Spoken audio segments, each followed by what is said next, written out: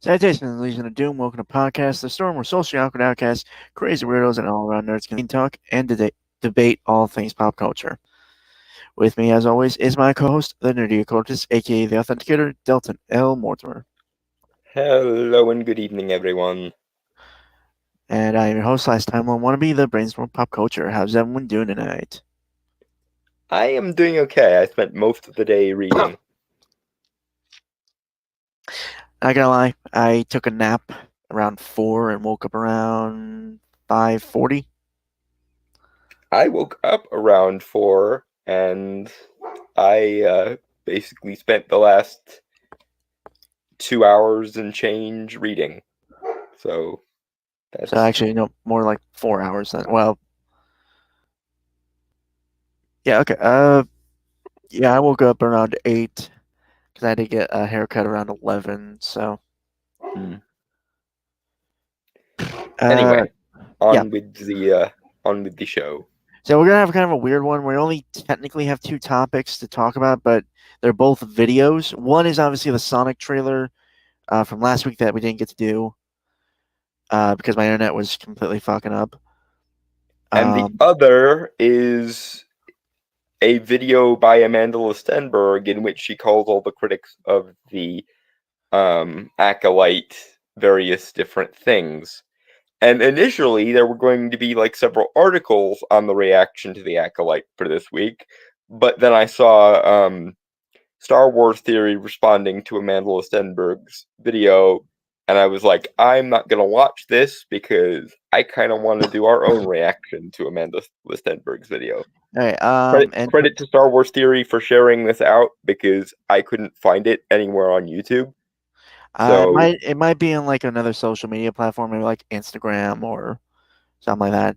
Yeah, and I don't have Instagram because I think it's a silly platform. Oh, I and do. I can't use TikTok for spiritual reasons of fealty to McQueen and so on. I have Instagram. Yeah, I don't. I find it to be a very silly platform. I mostly use it to like watch like because the whole Brazil thing for Twitter. I'm mostly looking at like artists who are like Brazilian artists that I follow on Twitter there. Oh, okay, that makes sense. Also, what the fuck, Brazilian government? Well, most governments are fucking morons. So well, this is true, but this is a level of idiocy that I wouldn't have expected from anyone like in this part of the world. Okay, anyway. so I also want to preface this with our response to this. What's her name again? Amanda Listenberg. Okay, for the record, sorry. I'm not gonna really. We're not born any ill will towards the actress. Obviously, we're just doing this as a. We are addressing the thing she is saying. Yeah. It is not personal. It never will be personal. And if she tries to insinuate that it is personal, she can go fuck herself. Right. But I also just to mention this, I have refused to watch The Acolyte because I've heard many things from Dolan as well, who I believe has watched it. Yes, I have. It's no bueno. Right. I refuse to watch it just on that I've heard like a collective, which is weird because honestly, I don't ever like to really do that. But to be fair, when I was watching like promotional stuff for it, it just did not catch me. So Again, it's the weird thing of like it doesn't. I did not watch the Acolyte, so I'm going to address. So I'm going to be somewhat out of the loop on some things if it's mentioned here Mhm. regarding the If show. you ever want to get familiar with the Acolyte without having to actually watch it, the YouTuber The Little Platoon went into great detail analyzing it. Okay, but again, I just want that to be known that I have not personally watched the Acolyte, nor do I intend to, just because it did not catch my attention. Not not for any reasons that most likely will be addressed in this video or anything. It's just like it didn't meet my sensibilities or taste for like Star Wars stories. Yeah, and I did watch it, and prior to the Acolyte coming out, I thought that what the Ahsoka show did to the Night Sisters was going to be the worst thing to happen to like magic users in the Star Wars franchise. And then the Cult of the Thread happened in the Acolyte, and I was very, very wrong. So even though I am the easiest sell in the world for magic users in basically any given setting, and even though I really, really enjoy the magic users of the Star Wars universe, Mother Talzin is actually my favorite expanded universe character. I.e., a character who isn't in the movies. Um, even though I am the easiest sell in the world for magic users in the Star Wars universe, the Cult of the Thread was an abomination against any sort of coherent or reasonable storytelling, Right. and I'm not gonna pull my punches on that. All right. So this is a 38-minute video. So Yeah. So banana. all right. I mean, it's Star Wars, or you just want to do banana? I can't really think of any Star Wars specific fruits we could use as the pause word. I mean, there's blue milk, because that's the iconic, like one of the iconic foods of that. Right, but that requires us to remind ourselves that The Last Jedi exists, and that's not advisable. I thought that was from the original trilogy. No, no, no, no, no, no, no. Hold on, I'm looking this up because I swear to God there was blue milk in Star Wars: A New Hope. I believe you are mistaken, sir, but you are free to look it up if you wish. Because I don't remember seeing it until it gets referenced in The Last Jedi. Yeah, first appeared in Star Wars: A New Hope. Okay, then I must have missed something. Anyway, banana. Plus, that milk was green, not blue. Right. Okay. In any case, banana. Blue milk. However, I feel okay. Okay. Hello. I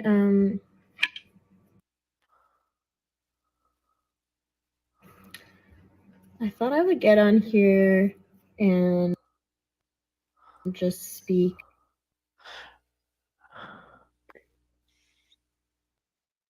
I mean, it's an unscripted video, and there's no Right. so I'm not gonna. I get that some of the pausing might be necessary and stuff, but she is an actress with something resembling screen presence, so I would think that she'd be able to like feign competence, or maybe she would have rehearsed this more. Then again, we wax lyrical with ums and ahs all the time. So Yeah, so this is a nitpick of this is a nitpick of the most nitpicking order. Disregard. yeah. Plus, when is the first 20 seconds of any video, be it YouTube or anything, ever? Like if it's 20-second clip, sure, but in my point sounds. Right. It's just that I feel like maybe what she could have cut out most of the ums and ahs and reduced it down to probably like a Don't 5-minute video instead of 8. don't we do that? So I'm not I'm not holding that against her. Right. Again, like I say, it's the nitpickiest of all the nitpicks. I'm just saying. I'm just saying it's a bit unnecessary because everyone does it. So Right. Anyway, banana. banana, blue milk, banana blue milk. Why? I'm sorry. No, that's not being. I'm not acknowledging the blue milk as a thing. It's okay. It's before any bullshit, man. I'm still not acknowledging it as a thing. You're weird. Like I get no reason why that. Because it sounds like it sounds like an allusion to semen, dude. True blue milk. It's what it was called. Like, I think that's actually a thing in this world. Right, but it also sounds like a dirty joke. So I'm not dealing with it. How does it sound? Okay, you have a very dirty mind, man. I haven't. It sounds like a it sounds like one of those turns of phrase for semen, dude. No, That's it why doesn't. I'm not acknowledging it. It doesn't. Yes, it does. No, it doesn't. Yes, it does. Anyway, No, it banana. doesn't. God damn it. You got a dirty mind, man. And your mind is sometimes too innocent for your own good. Anyway, banana.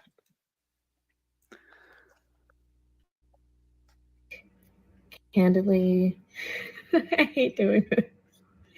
I hate doing this, but I'm gonna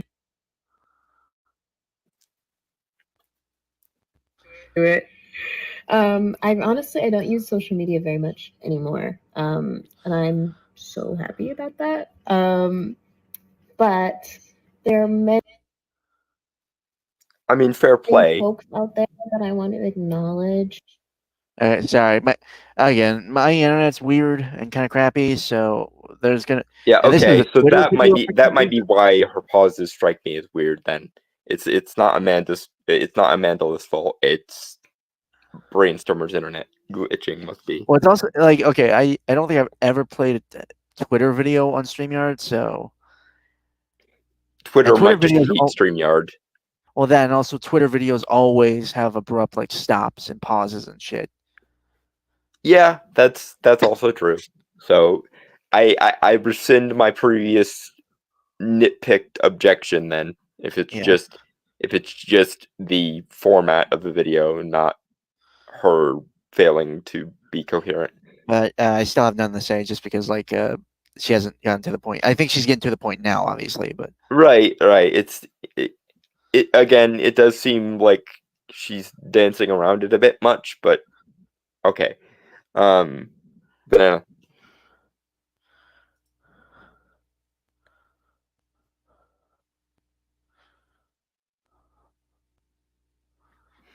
And I want to show appreciation and love and support for.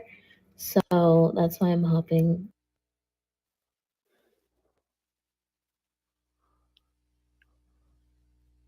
hold on. on here to talk about this, which is that our show, our Star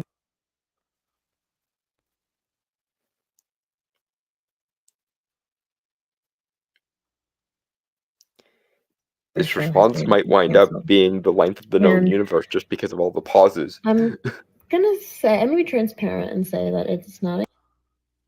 Okay, again, sorry. I have, like I said, my internet is always fucking T-Mobile. Place your bets, folks. Is it Brainstormer's internet fucking up, Twitter fucking up, StreamYard fucking up, or Twitter and StreamYard fucking up? I would say a combination of all three, to be honest. Yeah, these are all valid options. I would say all three in some degree. Yeah, that's fair. Anyway, hold on. Once more with the banana. Hey, Jonah Arts. Good to see you. Yeah, it's all three. Okay, thank you. Evangelion is better than most people think, but also a lot more overblown than not for things. I've never watched Evangelion. Me either. It just never appealed to me. Yeah, I'll be honest. Like I tried to watch it once. I don't know. It never resonated with me. Like I watched, and don't get me wrong. I like the mecha genre. I kind of wish it had a resurgence. It's weird to me that it hasn't. But Yeah, one I, of his favorite movies is Pacific Rim, folks. So he's not kidding. I also watched Gurren Lagann. Like I binged that series on Netflix when I had Netflix, Mm. and I enjoyed that. I don't know why. Like it just Evangelion never really like appealed to me. I think it's just like it's. I'm not gonna lie. I'm kind of stupid. Maybe it's a little too like highbrow for me. Like it's too smart. I remember trying to watch clips of it, and I was bored too. So I don't think it's just you, dude. Don't get me started on don't get me started on that, Jonah. Really, there is no there is no Pacific Rim 2. There's never been a Pacific Rim 2. Um, He is rejecting your reality and substituting his own. Lol. everyone who is a fan of Pacific Rim does that. This is also true.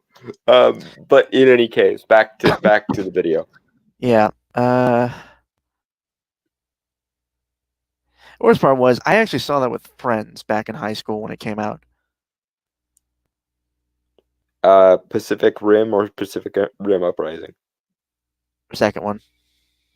Ah. Third one. Third. Okay, no. I said high. Yeah. Also, no. Avia is not highbrow show. It is a good show, but it's overblown by a lot. The fan and underplays all other mech shows. Yeah, that's fair. Yeah. I think it's just like I don't know. It's melancholic. For like, it's too like depressing for my. That's it. It's too depressing for. From what I understand of the lore. That seems fair. Yeah. Anyway, yeah. To the video and the banana-ing of said video. All right. Banana.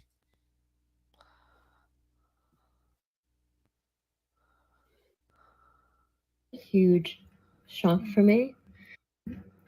Of course, I live in the bubble of my own reality, but for those who aren't aware, there has been a rampage of vitriol that we have faced since the show was even announced, when it was still just a concept and no one had. Okay, I remember critics when the show was coming out. That's fair. Some vitriolic and shit. Yeah, sure. I didn't hear But much in the way of vitriol when it was before it came announced.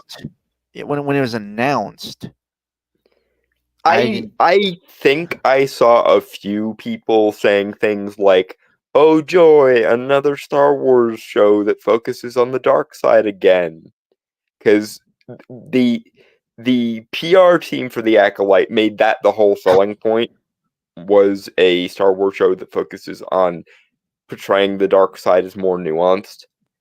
But the problem is that's been a thing in the Star Wars show context for quite a while, because Reva did the same thing in the Obi-Wan Kenobi show. I think it was kind of similarly referenced in Andor a little bit, and so on and so forth. So at the most, I will say I saw some people complaining of, "Oh joy, another show based on the Jedi being kind of incompetent dicks and the dark side being more nuanced than everyone thought it was again."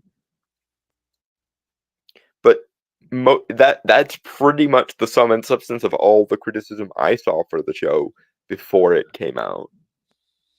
And then after it came out was when everyone went, "Oh my god, this is the room of Star Wars shows. It has officially taken that title away from the holiday special," which in and of itself is kind of a feat, because the holiday special is literally iconically bad, and yet the Acolyte somehow managed to be worse. Okay. It is about getting over a depressing world and more over the creatures, the mental mental state when making it, but it is and has some of a positive message about how you can deal with it. And the sequels tell you what happens when you put yourself and selfish, unhealthy mind state over others.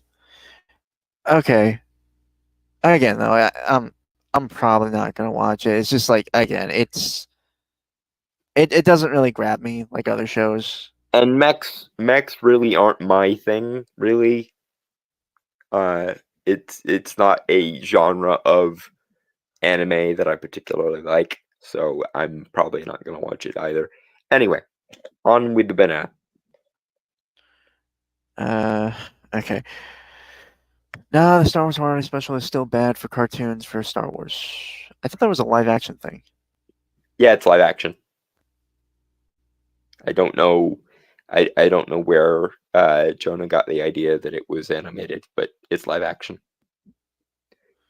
Anyway, banana. Yep. No. Even seen it. That's when we started experiencing a rampage of, I would say, hyper conservative, big. Sweetheart, you don't Hold on, have to be I didn't pause it. It's just like it's frozen. Okay. yeah, Let her finish her point on. before I Hold explain on. why that's a silly me. thing to say. Yeah, just let me go back so get the full point.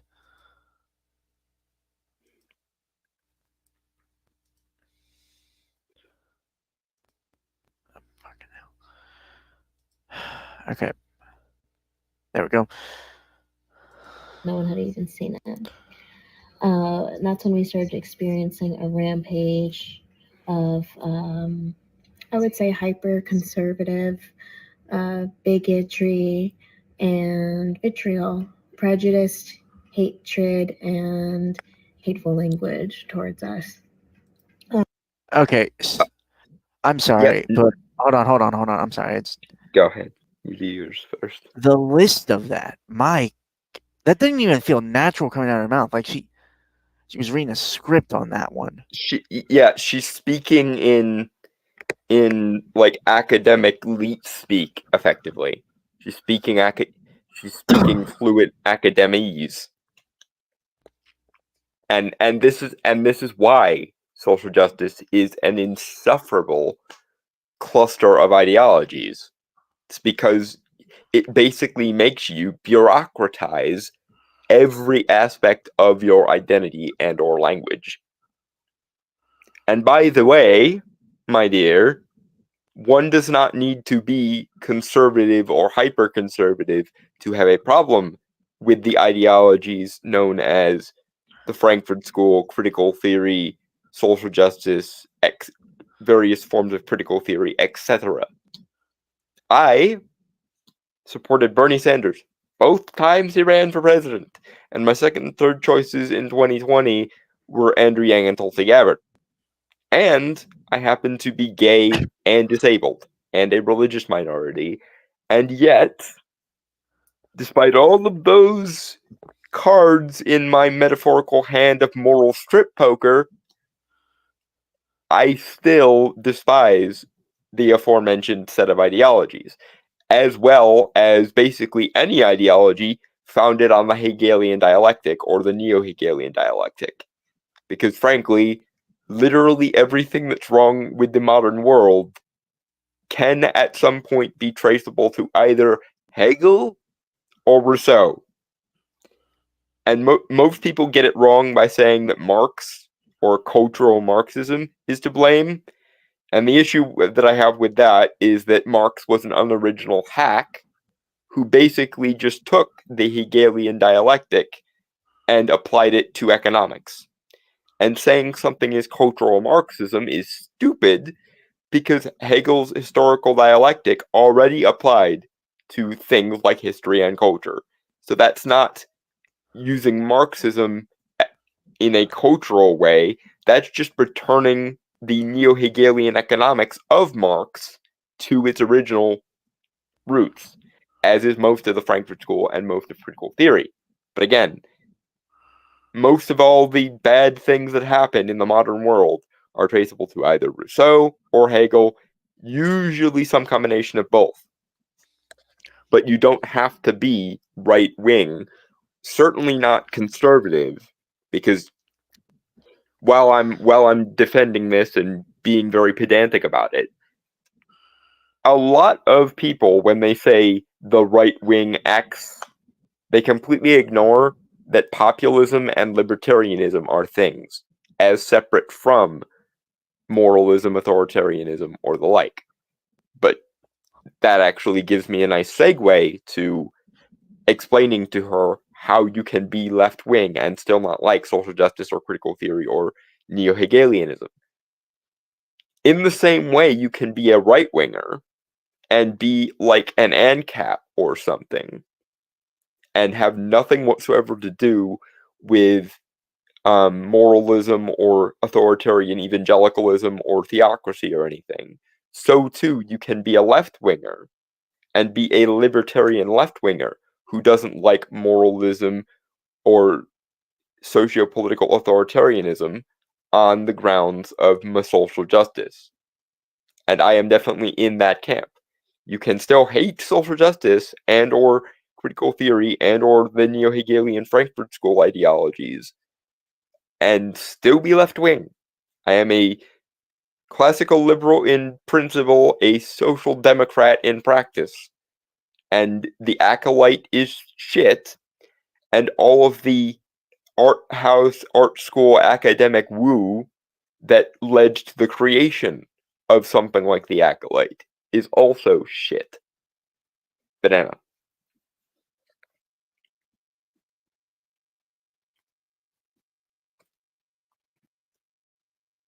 Brainstormer. I don't know if we lost him or if Hello? he just stepped away. Hello? Okay. Yeah, sorry, I stepped away for a second there. I just came back as you were finishing. Okay. Okay, so I'm looking at the comments real quick. Hello, Giant Turtle. Good to see you here. Sorry, I've been meaning to. I've just been busy with work and shit. So I still haven't read the rest of Worm. I want to. It's just, I've been tired. And yeah, I agree, Jonas. I'm neither of these things. I'm neither of these. I'm just myself.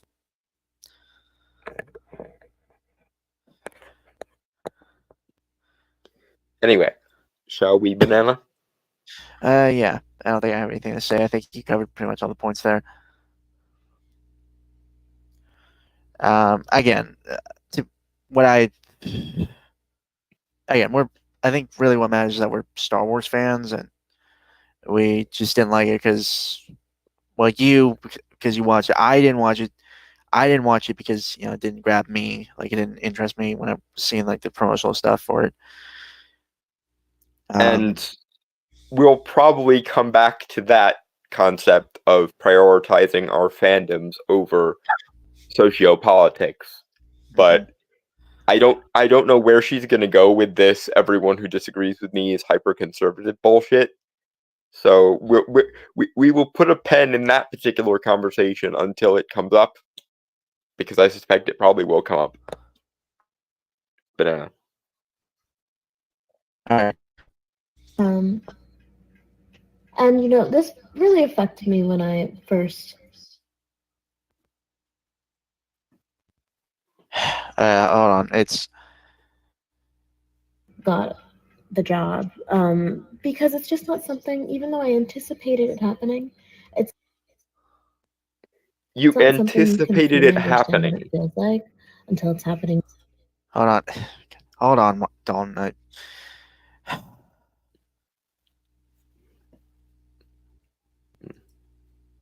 I don't know if it's my internet, Twitter, or StreamYard. Well, no, StreamYard wouldn't even be broadcasting it then if I was having trouble. So it's either Twitter or my internet. Yeah, and it may very well be both things. Probably. All right. Let me. Okay. Because it's just not something. Even though I anticipated it happening, it's not something you can fully understand what it feels like until it's happening to you. However, I feel like I've kind of moved through those feelings in various ways, including being vocal about it myself. I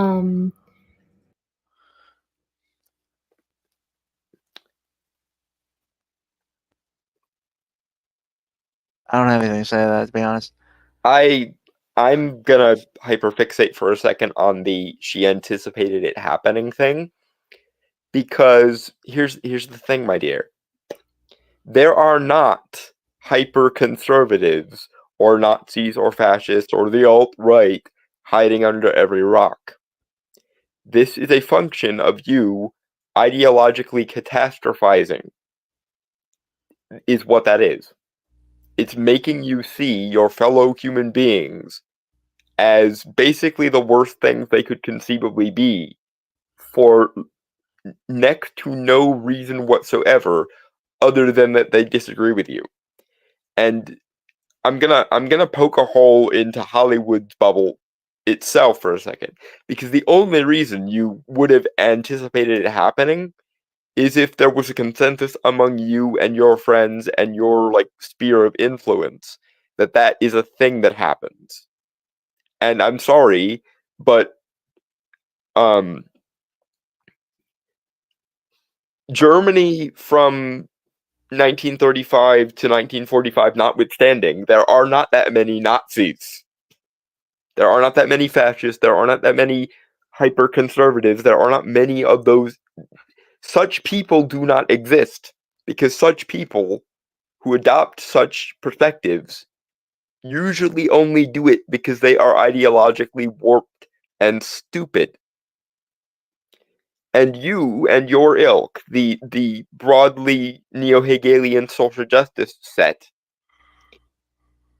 are able to think that there are so many of those things because you see the people that disagree with you not as your fellow travelers in the species we call humanity, but as the opposition. And in order to convince yourselves that you're the good people, and not only that you're the good people, but your perspective is the only valid perspective, you have to then convince yourself in turn that all the people who disagree with you, for whatever reasons they disagree with you, oh, well, they're all just basically the most subhuman thing I can get away with calling them.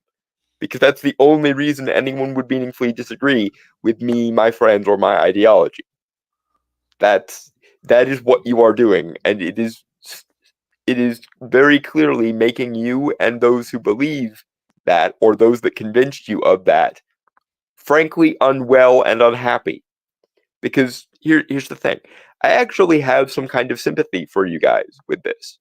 It must be hell to imagine that there are Nazis and fascists and hyper-traditionalist totalitarians hiding under every rock. You know, every stone you turn over has a horde of Nazis or something underneath it. But the good news is, Amandla, it is not so. There are not that many Nazis. What you're doing is you're conflating literally anyone who disagrees with you for any of the reasons they might disagree with you, and you're conflating them with Nazis because you would rather believe that everyone who disagrees with you is immoral and subhuman than believe that their criticisms could be valid, or believe that your perspective isn't the one true God. But it isn't. And most of the time, when anyone says that bullshit, it is not so. There are not these cabals within cabals within cabals of evil mustache-twirling villains hiding under every fucking stone. And all the attitude of it being so does is lower people's trust in society, and in that way become a self-fulfilling prophecy eventually. Because if you take every reasonable criticism of you, every reasonable disagreement with your ideology, and you conflate it with Nazism, eventually the only people who are willing to take in the social lepers that you made out of all those people who disagree with you are going to be the most radical fundamentalist sects possible, at which point you will basically create the very same hell that you are presuming by default that you already live in.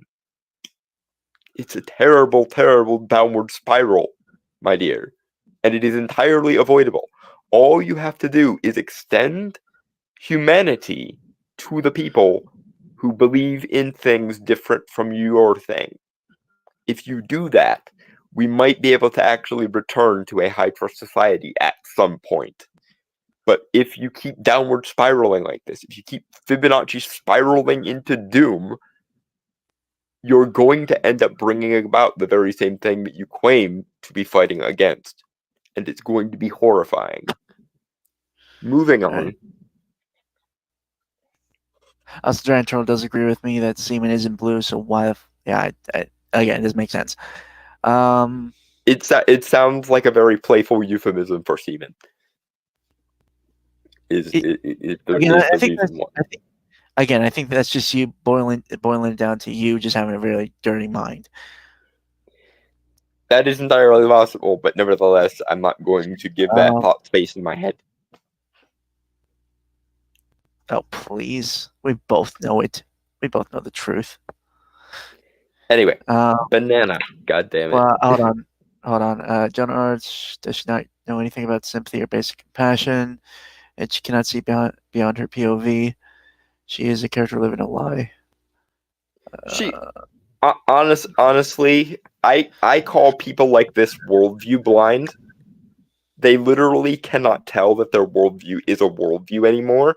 They think it is the singular truth, and that anyone who disagrees with this thing they've defined as the singular truth must be either so stupid as to be dangerous or so immoral as to be dangerous. Usually some combination of both. And it's fucking terrifying because you cannot convey a sense of consistent logic to these people, because you can try your damnedest to make as many parallels as you want to explain to people what they're doing wrong, and they will special plead out the wazoo so that their opposition's opinion is the devil by definition, and their opinion is inarguable and unassailable by definition. I call it being worldview blind. When you can no longer tell that your worldview is a worldview and you think it is simply the truth, you are too far gone.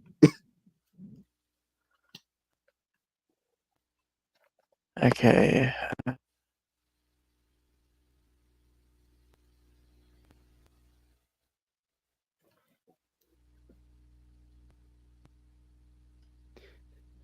Shall we, banana?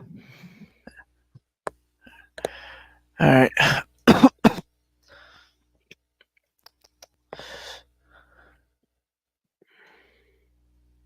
Banana. Blue milk.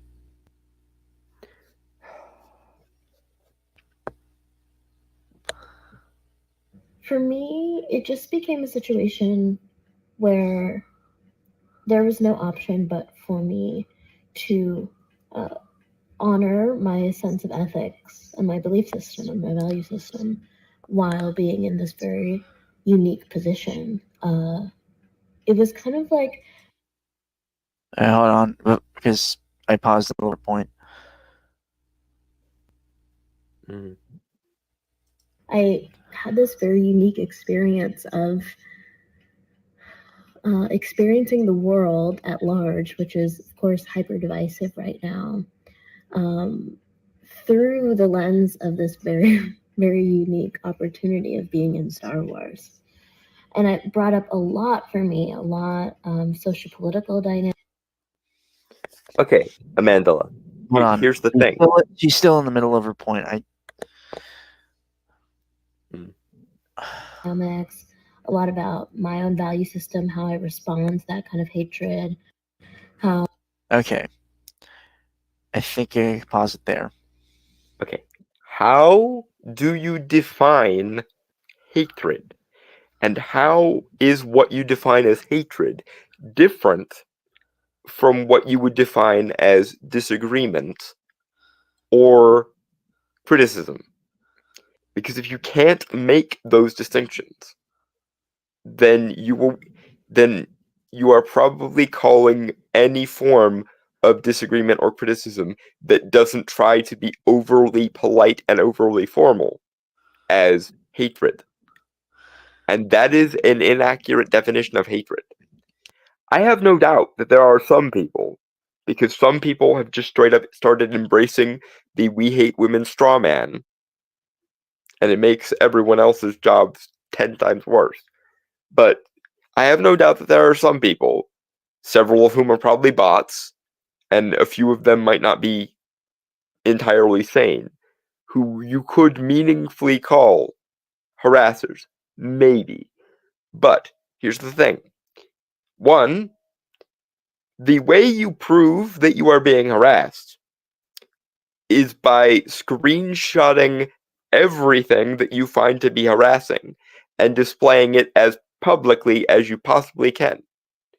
At which point, and here comes the tricky part, at which point people will examine your evidence of alleged harassment, and depending on their definition of harassment, might not think what you think counts as harassment constitutes harassment. Because again, in quite a lot of these sorts of cases, what happens is people will completely forego any reasonable definition of criticism or any reasonable definition of disagreement and claim it all as harassment. And that is a disingenuous way of framing it, which is, again, only going to result in you, erroneously, mind you, calling a bunch of people who are not Nazis, fascists, theocrats, or any other subvariant of that thing, and calling them those things. It's even to the point where someone like me, a social democratic in practice, classical liberal in principle, who supported Bernie Sanders both times he ran, and whose second and third choices in 2020 were Andrew Yang and Tulsi Gabbard. You can take someone like me, who is definitely on the left, and I will get called a hyper-conservative fascist because I have an issue with overbearing authoritarian moralism. A point on which I am very consistent, mind you, because I hate it when it comes from the left or the right. If you are being authoritarian, elitist, or overly moralistic, you are probably in the enemy category for me. Whether you be a left-leaning person who is moralistic, authoritarian, overbearing, or overreaching, or you are a right-leaning person who is moralistic, authoritarian, elitist, or overbearing, and so on. Like, it doesn't matter to me what wing the authoritarian moralism or the elitism comes from. It matters that it does exist, and I would rather live in a world where it did not exist, at least not in the public sphere. My hard line on this is morality belongs in the private sphere, and only the private sphere. Just like politics belongs in the administrative sphere, and only the administrative sphere. The general public sphere should be devoid of both of these things in as many ways as they possibly can be made devoid of these things. Because the public sphere is the domain of freedom of expression and freedom of thought. And any system that tries to shove politics downstream into the public sphere through the administrative sphere, or tries to shove morality into the public sphere when it should be constrained to the private sphere, is probably going to be my enemy. Because the public sphere exists for freedom of expression. The administrative and bureaucratic sphere exists for politics. And the private sphere exists for morality. That is, in my definition, the right ordering of the world. And anytime one of these spheres grows beyond its proper bounds, I get anal retentively upset. Because morality should be in the private sphere, politics should be in the bureaucratic or administrative sphere, and the public sphere should be devoid of both of these things, as and when they possibly can be. Moving on. Banana. Right. Okay. Giant turtle. Okay, so I forgot to read that one. My bad. Most Life is Cat, why they always take settings, genres, and make it seem like a bunch of coastal hipsters are cosplaying as the characters and can't take anything seriously except their issues. Well, then those people are so worldview blind they can't see the fingers in front of their faces. They probably have a hard time relating to people of different shoe sizes or working in different shifts at work, even if they used to work those shifts. Yeah, that's definitely a potential thing. Because again, some people will actually put the ideological goggles on and then forget they're wearing them, so that they cannot distinguish between the way their thoughts have been slanted by whatever ideological axioms they play with and reality. They put the they live sunglasses on and then forget they're wearing them. And then they react weirdly whenever anyone else reminds them, "Oh hey, those glasses you're wearing, they might be coloring your way of seeing the world. Maybe you should consider taking them off." And then they flail madly on the floor going, "I'm not wearing any glasses, you fascist dickhead," blah blah blah. Alright. Anyway, moving on. Banana. 1 sec. Alright. We're at 3 minutes. Huh. Okay. We are making reasonably good time, which is nice. How I move through the world at large. And it just became inarguable for me at a certain point that in order to continue to be myself, I have to honor my value system by being vocal, even within the context of working for Disney and working within the large. I can't.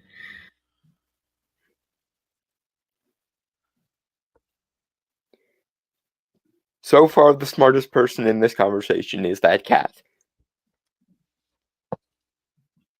I thought I heard a cat meowing in the background of that video.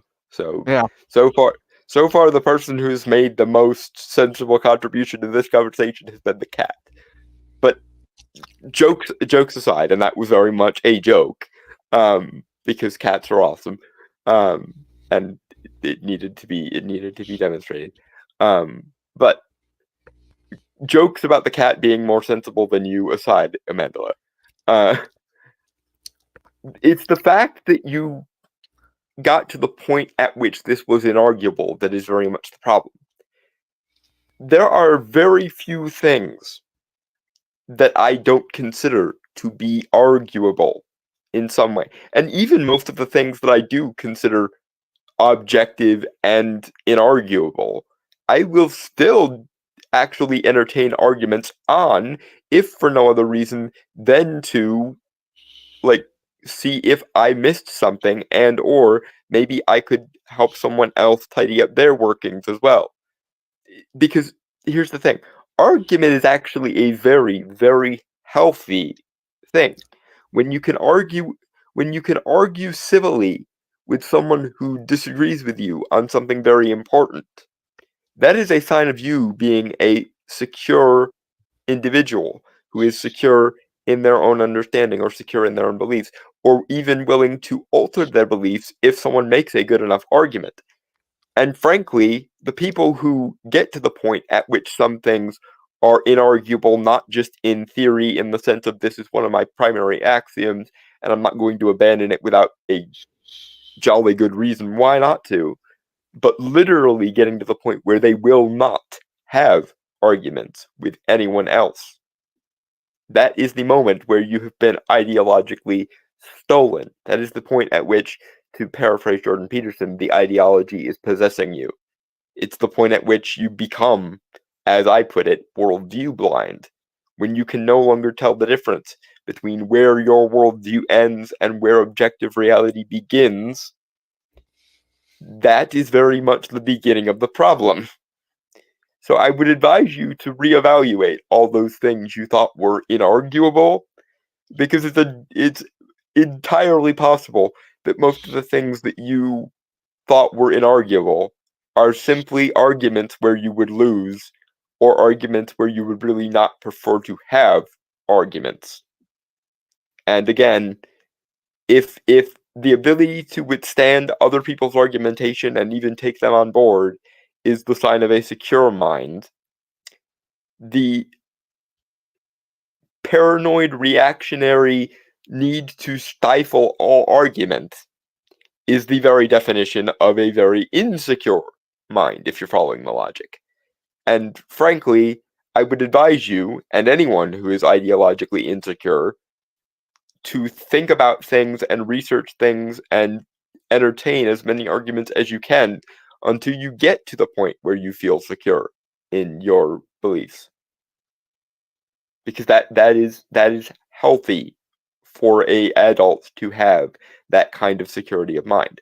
Now, mind you, a lot of people don't have that kind of security of mind, and therein lies the reason why I think we should be lionizing things like free speech and free expression.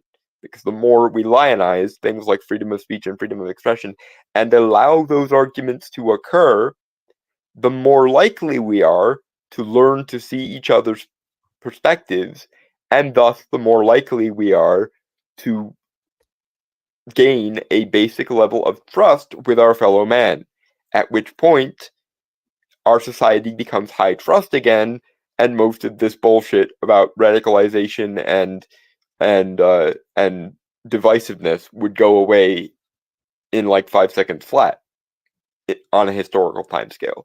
But the more we hyperfixate on not seeing each other as human, on not seeing other people's perspectives as a legitimate perspective, the lower and lower trust society will become, because sooner or later we'll all essentially be curled into a fetal position going, everyone other than me is a demon, derp. And that's not healthy.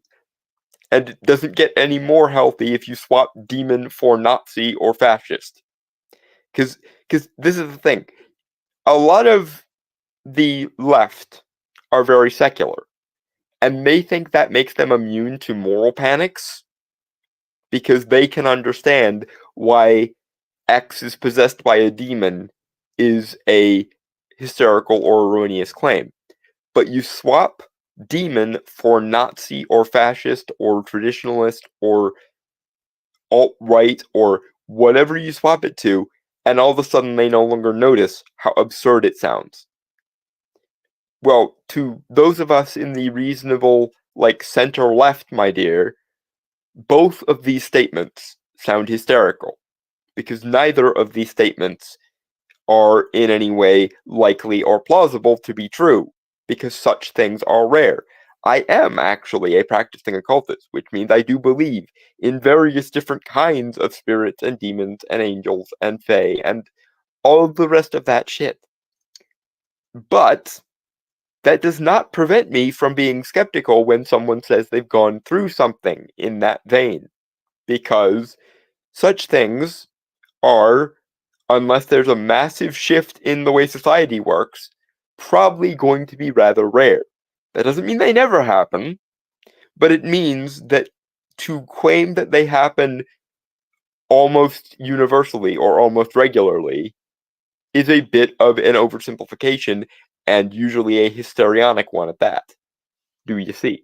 Even if you accept the existence of Nazis and fascists, to claim that literally everyone but you and your friends are Nazis and fascists is a statement that is absurd literally everywhere except Germany for about 10 years in the 30s and 40s. Do you see?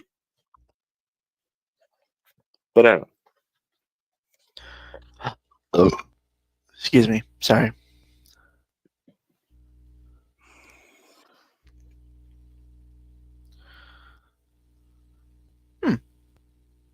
That's interesting. Donard says, by the way, cult is just a satanic panic term that no one else outside of America uses for those who are practicing different religious types. No, the word cult does have other usage, but I get I get that I get what you're getting at. It was massively overused during the Satanic Panic. But yeah, cult does actually have other uses. And I believe it actually comes from a word in either Greek or Latin, I don't remember which, that is like it's a word that means like devotion to a singular deity. Like you would have cults of various Dionysus. different gods in a polytheistic framework. Yeah, cults of yeah, I remember. Okay, that actually explains a lot because I remember hearing about like the cults of Dionysus, cults of Athena's or Aphrodite or something like that. Yeah, because back then in a polytheistic framework, even though you acknowledge the existence of all the other gods, that doesn't mean that you're not, say, personally drawn to one in particular or a couple in particular, as opposed to universally worshiping all of them and so on. And that's also where we get the idea of patronage from in a religious context. The idea was if you were drawn to a particular deity, that was because that deity wanted to be your benefactor or perhaps your main protector and so on. For example, a lot of blacksmiths would belong to the cult of Hephaestus or the cult of Vulcan, depending on whether we're talking about Greek or Roman, because he is the craftsman god. So who are you going to look to for the skills of a craftsman to make your own crafting skills good? Obviously Hephaestus or Vulcan, and so on.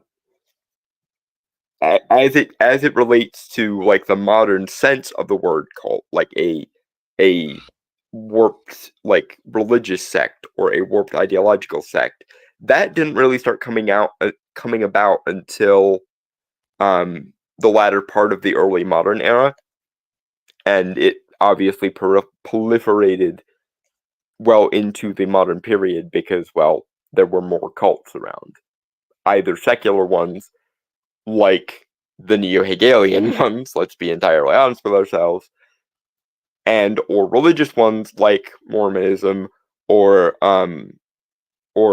Jehovah's Witnesses and so on and so forth. Anyway, that's a complete and utter sidebar to the conversation. But anyway, moving forward, Banana. All right.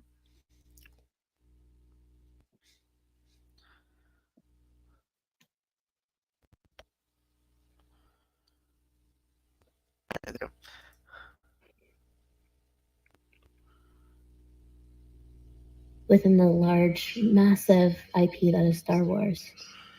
On that topic, I just have to say it has been an incredible honor and dream for me to be in this universe.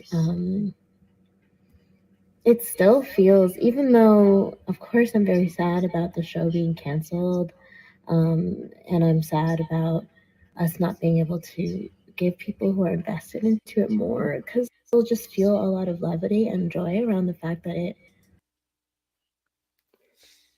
I'm not going to criticize her for her personal sentiments because, one, her personal sentiments are not really germane to anything. Two, it's just a dick move to piss all over somebody's personal sentiments. So that's as may be. I will perhaps add though that based on your love of having done this, and fair enough as far as I'm concerned, I do wish that the show you were in was better, so that you could have had an even better time in the making of it. Because that's a thing that very often happens on really great movies. Part of the reason why everyone in the cast is delivering 10 out of 10 performances is because those movies were also a joy for them to work on. Now, that doesn't always happen. Some really great movies have torturous production histories and everyone involved in the cast hated each other, but they still managed to pull it through. But the first is definitely more common than the second. And there's a good reason for that. Because when people are having fun and able to invest in what they're doing, of course they're going to be able to do better because they're actually able to reach deeper into themselves and give it their all, so to speak. Whereas people who are miserable have a hard time getting in the same mindset as people who are not miserable. Moving on, though. Banana.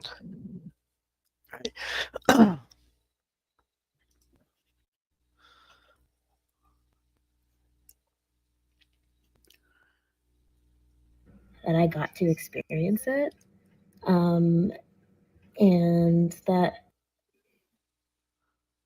people loved it, and that people were so responsive. I poured through a lot of different iterations of fan art and ship art and fan theories and things that were just so beautiful. And I mean, respect for that, honestly.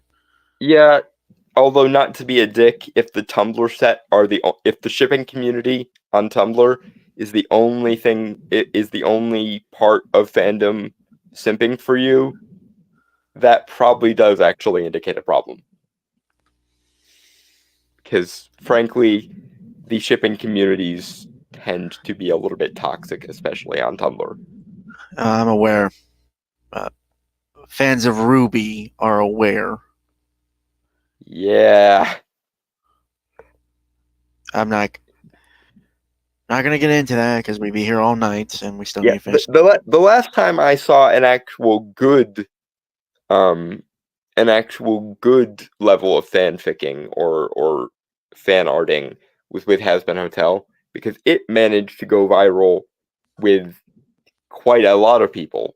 And yes, that did include some of the deviant arts and the Tumblr people, but it also had a hell of a groundswell of enthusiasm from quite a lot of people. Even a lot of religious people came out liking that show, which tells you just how good that show was, even though it has its flaws. Anyway, What? banana. I'm sorry.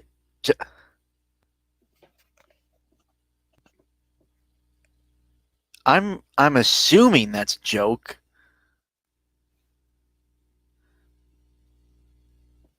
Because they're sisters.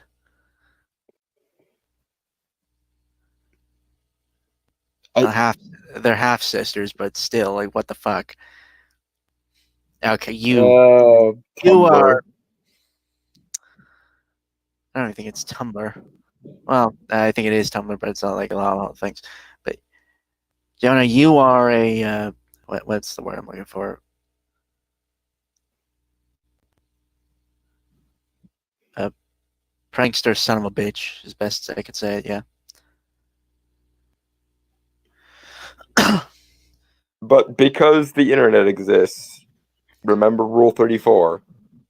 If it exists, there is porn of it somewhere. I think at this point everything has had rapid shipper problems, that or people just trying to impose their other headcanons on people. Yeah. Okay. Yeah, Jonah, you are a little devil. Yeah, that actually works a lot better for you. Anyway, let us Yeah. banana again. Yeah. We're halfway through this video. Honestly, I think we could probably finish it today. Yeah, probably, as long as we don't get like super sidetracked. Right. We've been moving at a pretty rapid pace, all things considered, because most of the delays have been Twitter and your internet fighting. Which haven't happened too much, so. Yeah. But anyway, shall we banana?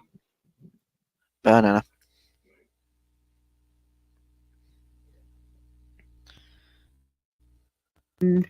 filled my heart with joy. And I just want to let those people know out there who supported us in that way, and supported us vocally, despite and in the face of all of the vitriol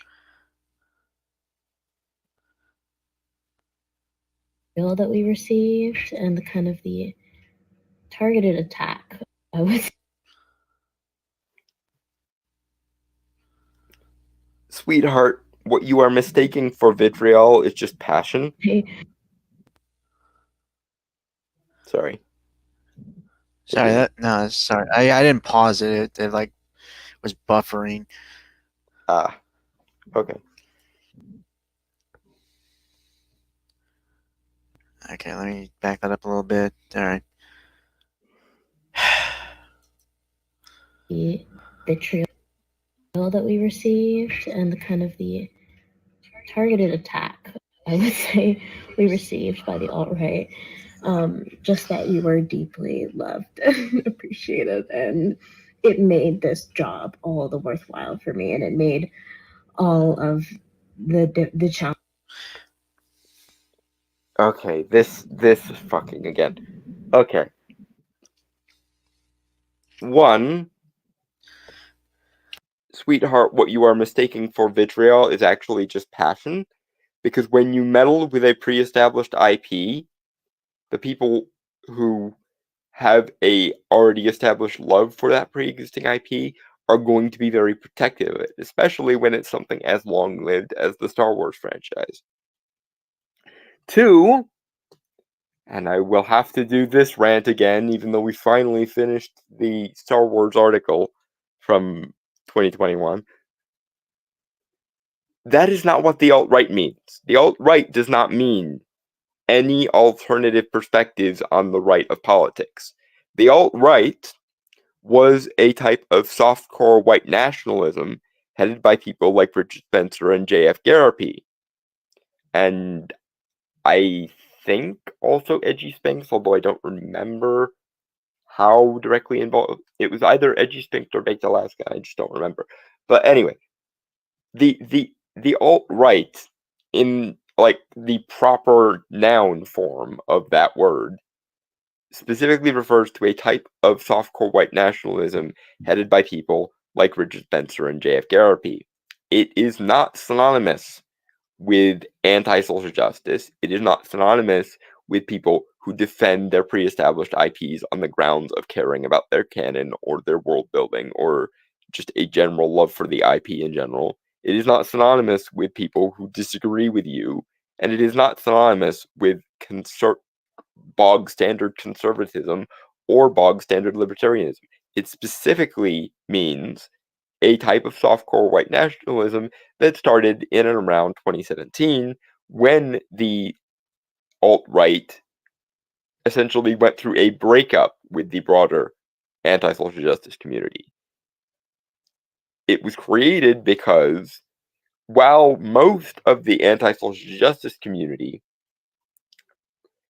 actually meant what they said when they said, we don't want identity politics of any kind in our culture, in our art, in our politics, in etc.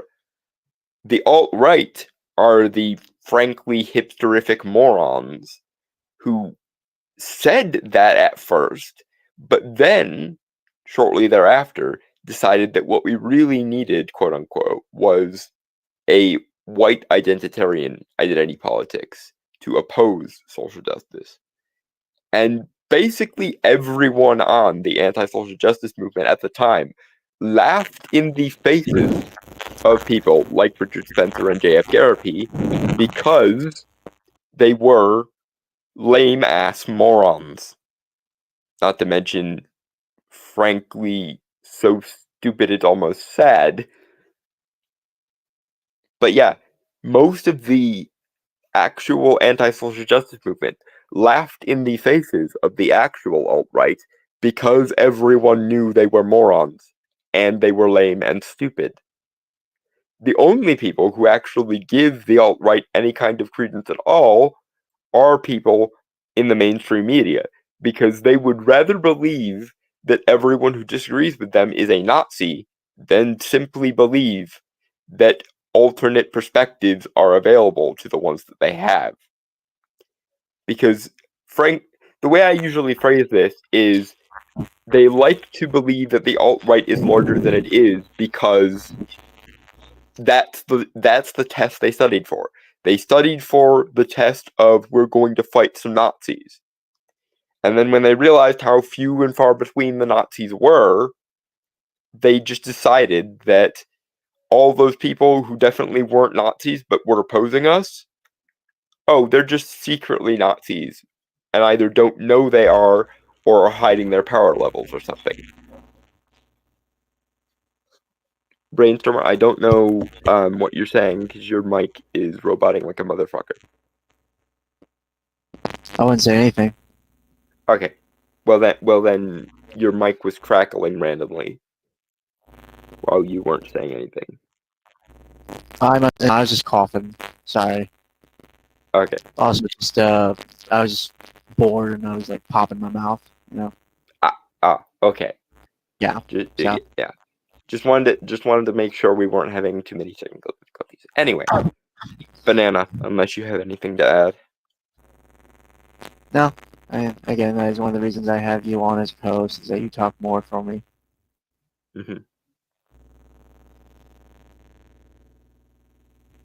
Plus, I just don't really have anything to say to this. This is all kind of, I'll be honest, kind of boring. Yeah, it's weird how much she's trying to say and how much she's just kind of dancing around not saying. Like you can tell she really wants to lay into the people she doesn't like, but she also wants to be seen as this poor innocent little girl who wouldn't harm anyone. And so she simultaneously has to like demurely and femininely and non-committally unironically call people Nazis. And she's trying to do both at the same time, and it's really kind of backfiring on her. She wants to simultaneously be like Dalton? innocent and demure and call people Nazis at the same time. Oh god. Blue banana milk. Banana.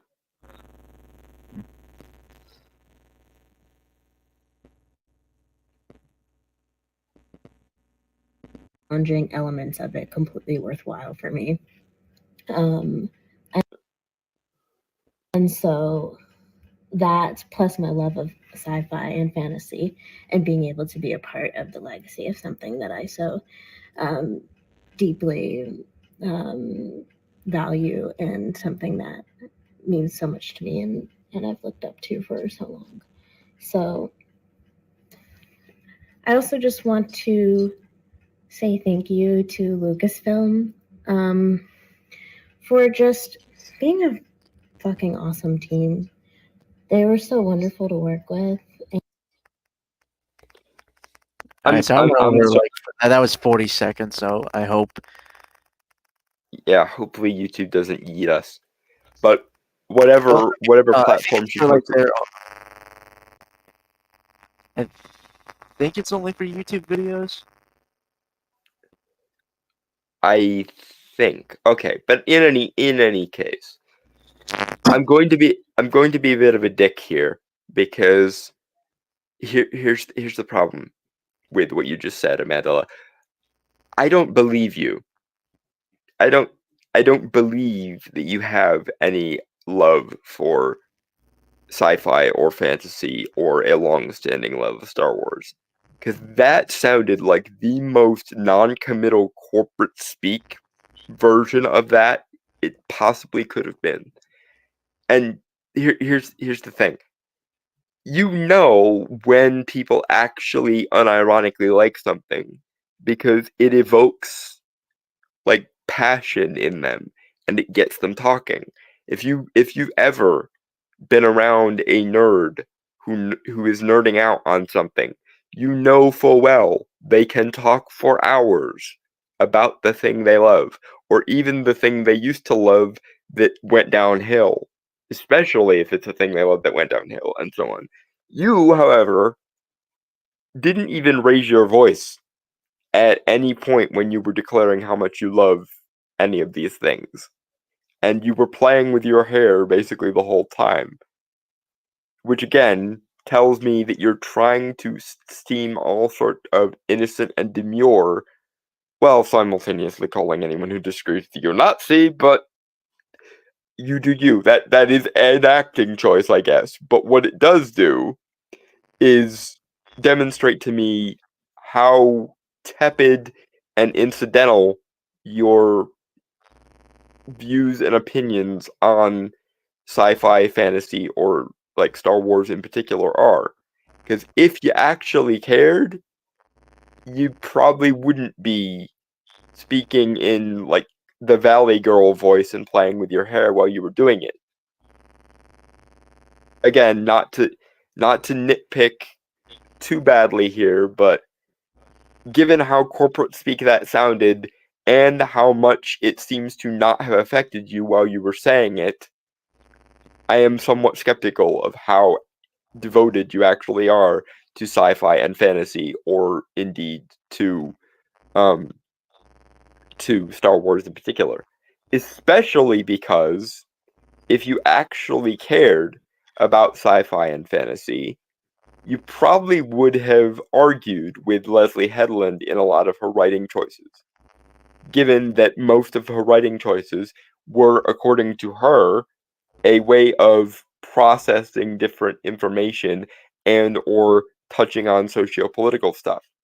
And the truth of fandom is simply this. Someone who is actually a fan of a thing will prioritize that thing over any secondary elements of the thing, like themes or sociopolitics or authorial intent. But modern day art schools and modern day Hollywood seem to only speak the language of my themes, my authorial intent, or my sociopolitical non-diegesis. And if you were an actual fan of these things, Amandla, you would probably have a similar reputation of being difficult in modern day Hollywood as Henry Cavill has, because his difficulty is actually that he is a genuine fan of these things, and he actually does prioritize the art itself, or the world building, or the lore, or the characterization over themes, sociopolitics, and or authorial intent. And that's why everyone hates him for it, and that's also why most of the fans love him for it, because they speak more in terms that he speaks in than the terms in which an art school professor would speak in. Whereas modern day Hollywood has been all but co-opted by the art as a means to an end movement, when most of the fan bases are art as an end in itself type people. They care about the in-universe logic, the characterization, the lore, the world building, etc. And any themes or socio-political gobbledygook is secondary or tertiary, if they matter at all to these people. Moving on. Banana. Uh,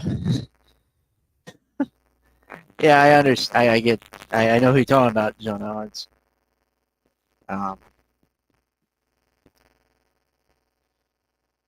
probably. You're not gonna get it done.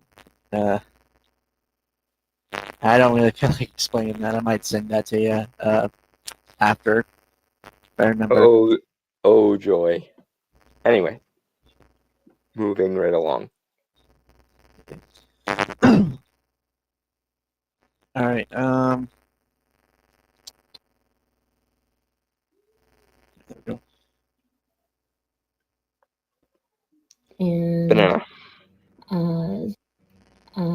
just everybody that I worked with in Lucasfilm, particularly Rain Roberts, my producer, was just had such like vision and hope and like such a mission. That doesn't fill me with confidence. Yeah, no. I think we need to stop using, well, they had an artistic vision as an excuse. Because when your mundane sight is bad, you go to an optometrist and get your eyes checked. And when your autistic sight is bad, maybe you should get your internal vision checked, so to speak. I really hate this attitude of, well, as long as the artist has a vision, it doesn't matter how non-enjoyable and shitty the result is. Like, no, we can and do correct people's like biological vision, why are we so anal retentive about never ever checking someone's artistic vision when they've produced nothing but bad movies, or at least a more higher than average percentage of bad? Like for example, M. Night Shyamalan created 3 excellent movies: Unbreakable, Split, and Glass. And movies like The Sixth Sense are stuff that other people enjoy that I just can't get into. But there are far more mediocre to terrible M. Night Shyamalan movies than the 3 or arguably maybe 4 or 5 movies that he made that people have some sort of positive affiliation towards. Because I know a lot of people like Signs, and I know a lot of people like The Village. But that's 3 definitely good movies. The Eastrail 177 trilogy, and maybe 3 more arguably decent movies. And pretty much everything else he's made is bad. So, should we not say something to M. Night Shyamalan that maybe he should get his artistic vision checked if he's batting that badly of a batting average? Moving on. Banana. Let me get to the tabs. I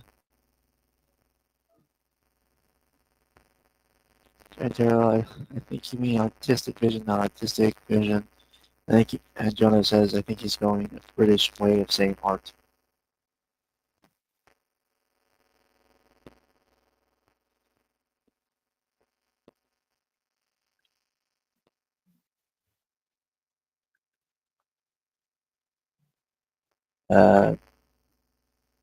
Hello?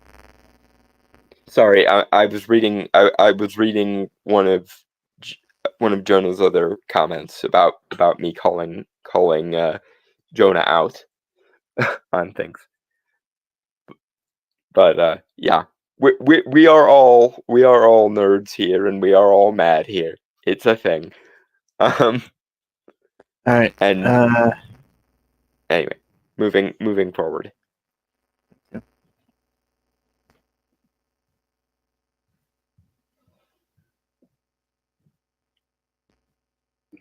For what we were going to continue bringing into the sci-fi universe and into the Star Wars universe. And it was a really beautiful, energizing, life-changing experience to be a part of. And I have to thank Leslie Headland, who I just fucking love that bitch. She just... Again, this is mostly just personal, like, sentiment, and not only do I not have any reason to criticize it, but it would make me kind of a dick if she did. If I did hyperfixate on it, so she is welcome to her personal sentiments. That does not change the fact that the end result, the end product of that apparently very moving experience she had, was a piece of crap that was devoid of most artistic merit, if any. And again, I'm the kind of guy who probably would have been the easiest get for this, because I'm the type of guy who thinks that the light side isn't the good side of the Force, and the dark side isn't the bad side of the Force. I prefer the sort of yin and yang. The Force has to be balanced by having like equal portions of each approach.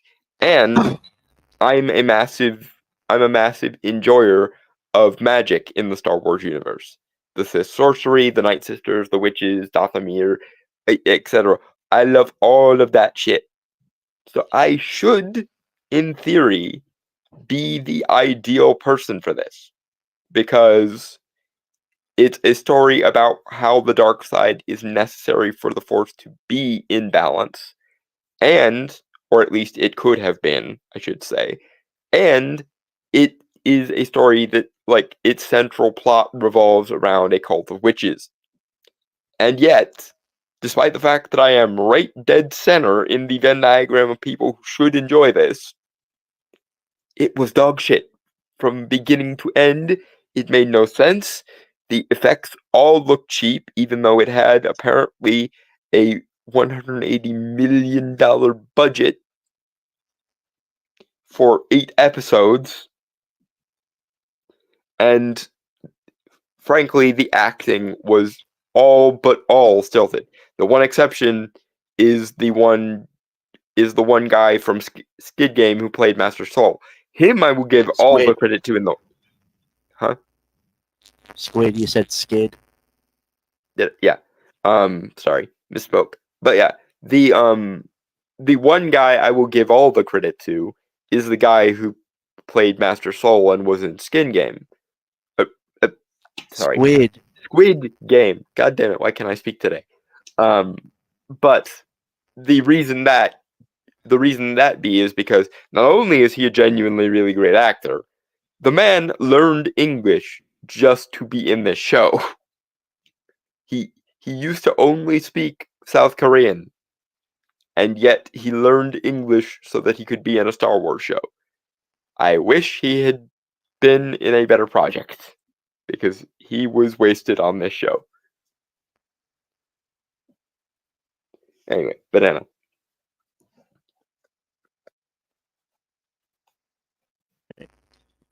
Alright, tab.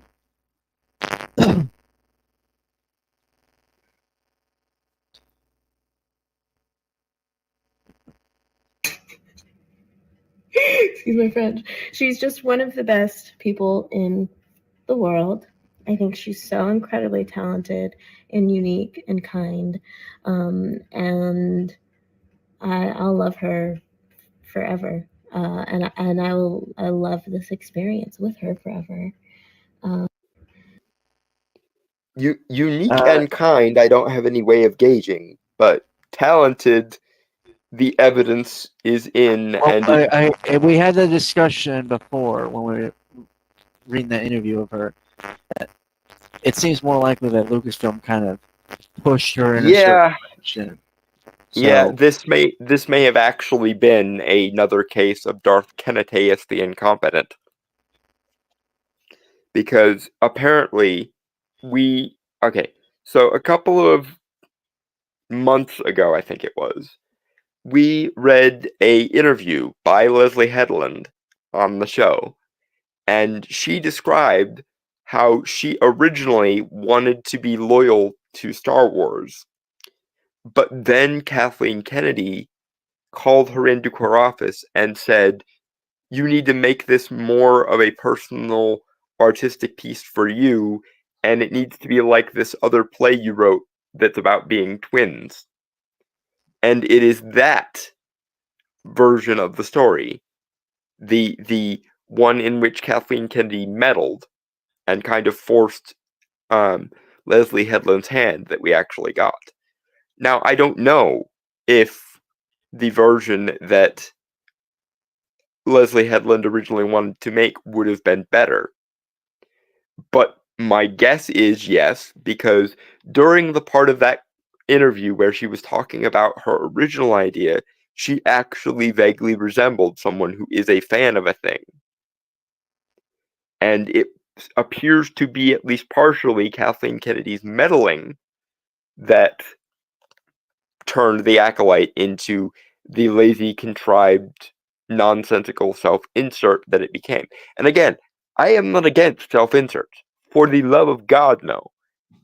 I am perfectly fine with self-inserts. I think the issue... Sorry. But if you're going to self-insert, you can't make your self-insert a Mary Sue or Gary Stu. You have to actually take all of your qualities and use them, i.e., the parts of you that aren't necessarily desirable also have to be represented.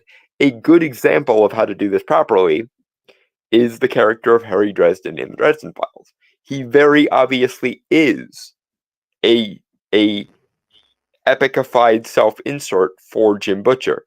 They share the same birthday, for God's sake. But Jim is not above giving Harry some of his own negative qualities, or some of the qualities which make him laugh at himself. And by the way, that is healthy and helpful.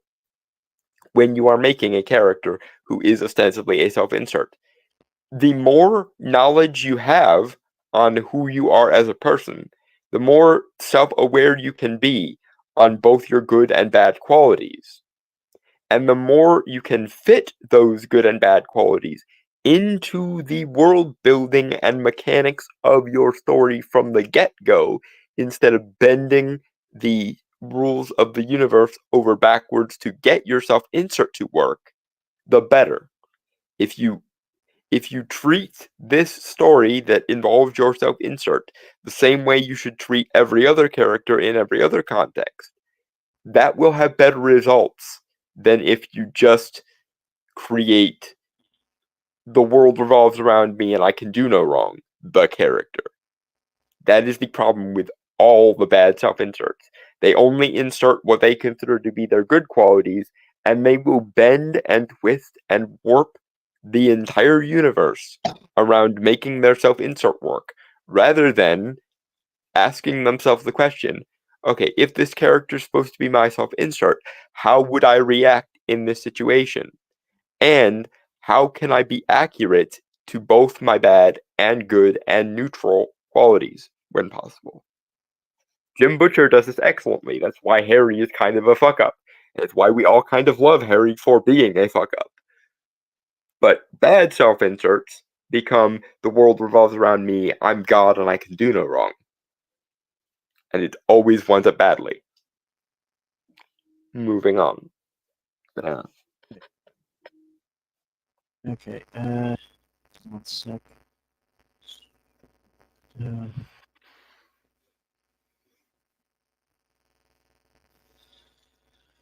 Okay.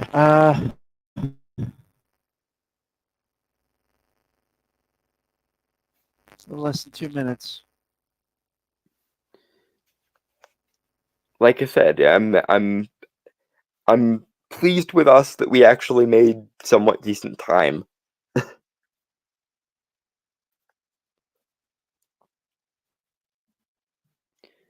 Yeah. All right. Banana blue milk. Banana. But at the end of the day, I also just want to thank everybody who watched it. Thank you for being so loving and supportive and excited and nerdy and awesome. Hold Again, not to. Okay. And, Hold on, it's buffering. Okay, nothing there.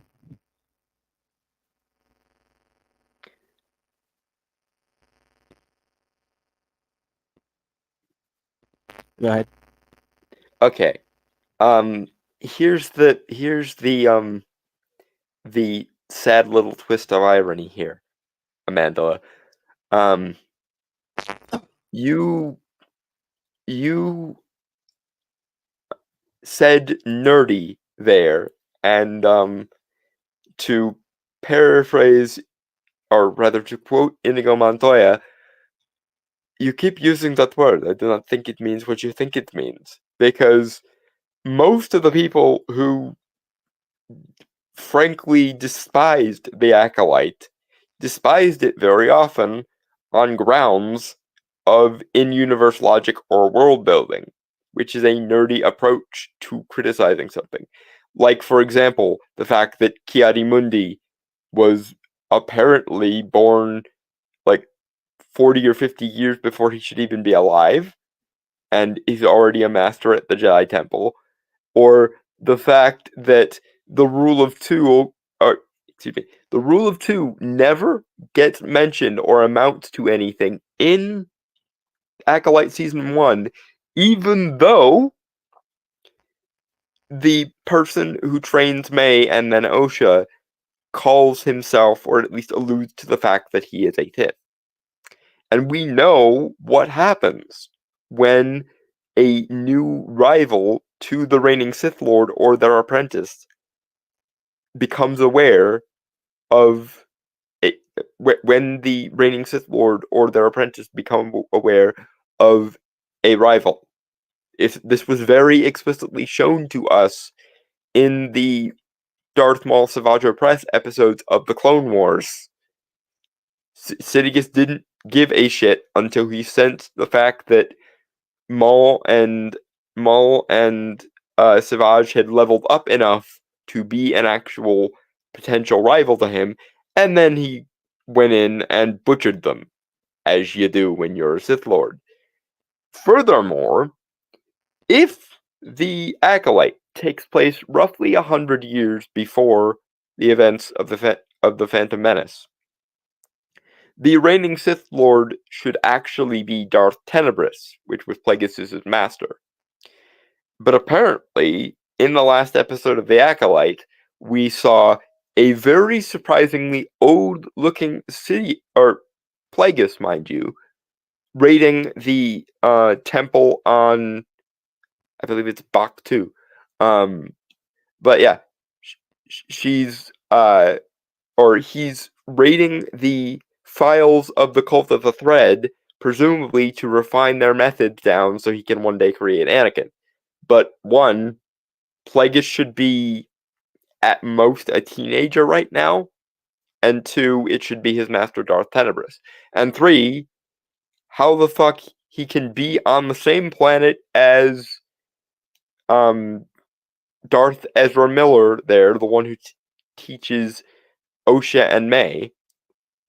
He can be on the same planet as them when they are, like, within Force reach of him, and yet there's no indication that he's even considering them a rival, despite the fact that Darth Ezra Miller, whose name I still can't remember, who's played by the one Manny guy, he's powerful enough to force push away an entire group of Jedi Masters and their Padawans at once. That should be a significant amount of power, because essentially everyone in the Star Wars universe who is a Force user kind of has what you could call an aura or a Force envelope around them, and in order to force push someone, you have to actually overwhelm their Force envelope. That's why Sidious was surprised in Revenge of the Sith when Yoda was able to force push him back. Even though, obviously, both of them were force hurling around much larger objects than that before. The reason being, inanimate objects don't really have much of a presence in the Force, whereas people, and especially Force users, do. So you have to be more powerful, or at least equally powerful, to the Force envelope of your opponent in order for Force abilities to work on them. Anyway, banana.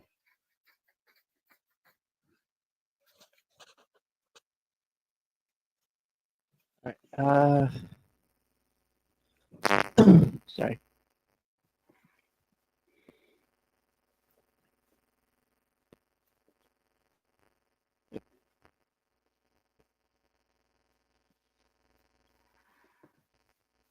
I'll continue to process this for a long time, but maybe the last thing I want to say on the subject is that we all exist in the context of all in which we live. But I'm serious. It's not lost on me. I didn't hear that. I have no idea. She laughed in the middle of saying it. So Yeah, like I couldn't hear what she was trying to say over her laughter.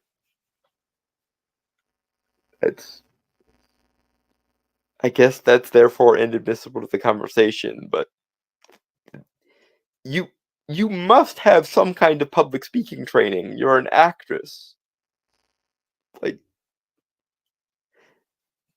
Like not to be mean here, but we do better than that. And we're just two random smucks with a podcast with fewer than 5 or 6 like viewers most of the time. And yet this woman was in a show that involved one of the largest franchise ever to exist in like IP, and she can't stop laughing long enough to actually say a thing. and again, this is totally a nitpick, and some of this might be down to technical error because Brainstormer's internet and or Twitter hate each other. So it is basically a non-issue nitpick, but it's still frustrating when you're trying to react to someone's speech and they mumble their way through half of it. Moving on. Banana. How the way that these events have unfolded is also due to the hyper divisiveness of the time that we live in. Again, if Hold you on. want, Hold on. Is Mm. driven, I would say at this point, by echo chambers of thought and algorithms that What the? reinforce our biases. And I think that applies to everybody. But I think that in a particular sect of people, it manifests as a lot of fear for what is changing and a lot of hatred for anything that is other. That's you, motherfuckers. Fuck off. Yeah, that, but also, you did give lip service just now to it applying to everyone, and yet you still think your opponents or your opposition are worse than you with this regard. You tried to actually be even-handed for a half a second and say something actually intelligent, and then your brain wouldn't let you because that would imply that you're just as bad as your opposition, and your brain won't let you think that. And again, far be it for me to point this out in the basic, most logical terms I can here, but I'm gonna do it. Who is more likely to be more politically warped? The people saying these people are creating bad art, which is what your opposition is usually saying. These people are creating ideologically driven, politically or sociopolitically nonsensical and bad art. Or the people saying everyone but me is a fascist, a Nazi, or some kind of theocrat. Typically, the people most guilty of this kind of divisive dehumanizing rhetoric are the people who do the most dehumanizing. And I'm not going to say there are no people on the anti-social justice side who are like that, especially lately, because a lot of people have just said fuck it and started embracing the straw man. But more often and more potently, which is another thing important, who exactly has the institutional power here? Is it the random schmucks on the internet shitposting on Twitter? Or is it the people who literally have millions of dollars from one of the world's largest corporations to throw around, and or a position of power and influence in every corporation in the entire goddamn Western world? Because if you really want to play the social justice card, I'm going to hold you to your own standard. Who would you say is more likely to be the oppressed, quote unquote? The people who can only express their views on a small platform like YouTube? Or the people who can just be given $180 million to fuck around with one of the largest IPs in the universe and also basically have every corporation and every institution backing them? You guys like seeing everything in terms of oppressor and oppressed. So where does the oppression and oppressor go in this diagram of yours? Because again, I don't believe in oppressor oppressed dichotomy. I'm not a bastardization of neo-Hegelianism. I don't believe that Hegel's historical dialectic did any good for anyone, frankly, because everything it touches turns to shit. But you people by which I mean the people who agree with you and are your friends and your like sphere of influence and so on, do like seeing everything in an intersectional, quote unquote, dichotomy between oppressors and oppressed. And if um if prejudice is power plus privilege, who has more power and who is more privileged in this circumstance? Because it sure the fuck isn't me, and sure the fuck isn't Brainstormer, and even the, you know, many millions of subscribers people who oppose you, like the Nerdrotics, the Geeks and Gamers, the Odin's Movie Vlogs, etc. Even they are but a drop in a vast ocean compared to all the resources that companies like Amazon and Disney and Warner Brothers and basically all of Hollywood can bring to bear at any given moment, or what every corporation's HR and PR department can bring to bear at any given moment. Not to mention your all but monopoly of basically almost all journalist professions at this point. Like the entire journalist class in one voice, basically, tried their damnedest to defend the Acolyte and demonize anyone who had a problem with it. And yet, you're supposed to be the oppressed somehow. I'm sorry, dear, but I don't see it. Moving on. But Alright,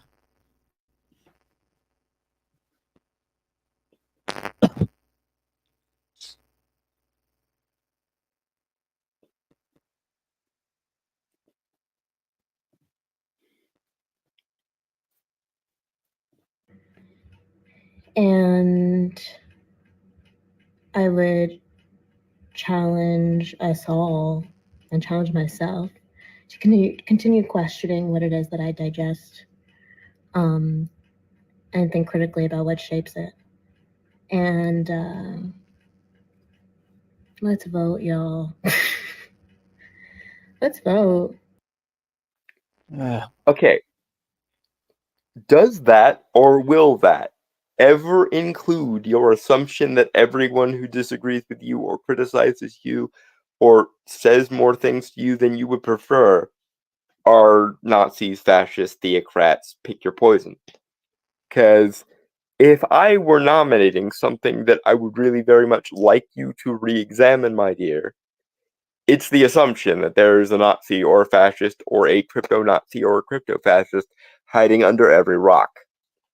Because, in order for that to be the case, there would be jackboots walking down every street. In order for that to be the case, there would be people being murdered en masse. In order for that to be the case, you would actually have to see people unironically defending those positions. And yeah, no, the world is not some kind of Bosch painting of a scene from 1984. And hopefully it won't be that way for a very, very long time. But do you see what I'm getting at? If you think there is a Nazi or a fascist or a traditionalist or a whatever hiding under every rock and around every corner and hiding in every shadow,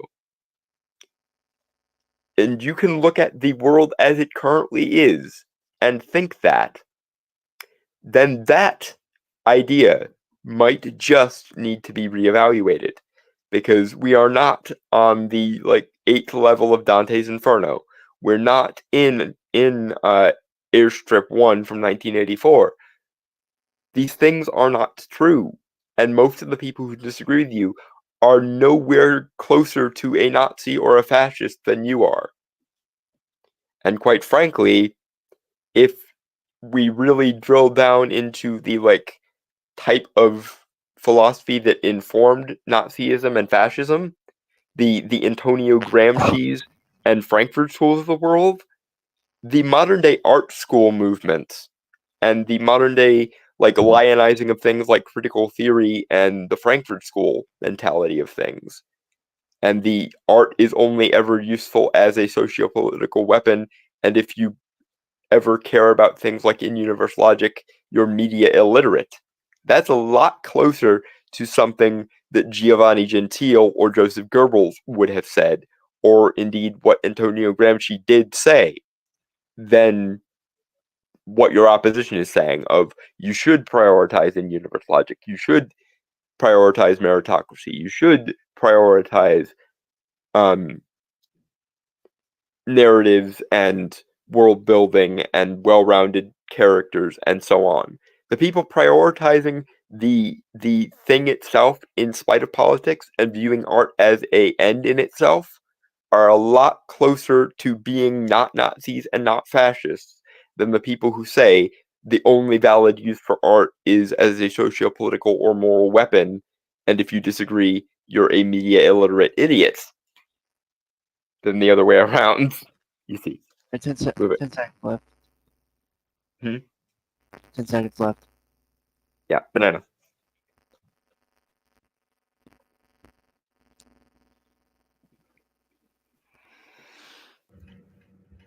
Let's vote. I think that's all I have to say. Wow, this is 10 minutes long. We'll see if I post this. She must have cut out like 2 minutes then. Or maybe Star Wars Theory did, I don't know. But I don't think we missed much in the intro, given how long it took her to get into her actual points.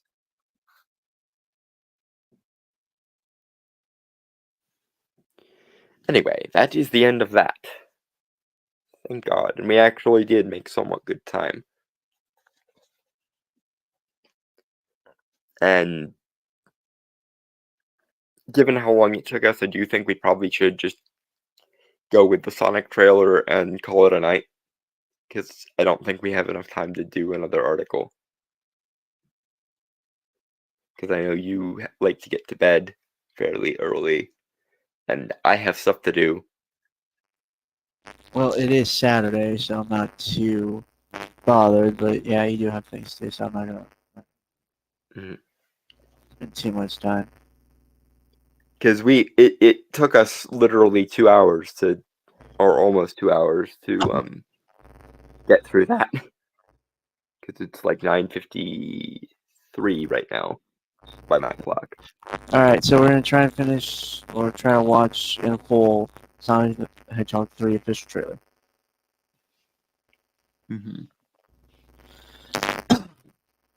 Everyone can see it. It's giving me the buffering wheel of doom. Waiting.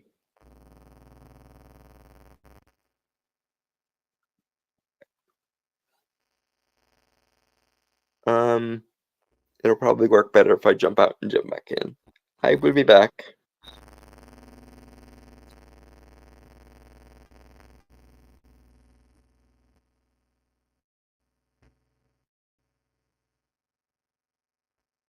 How's everyone doing tonight?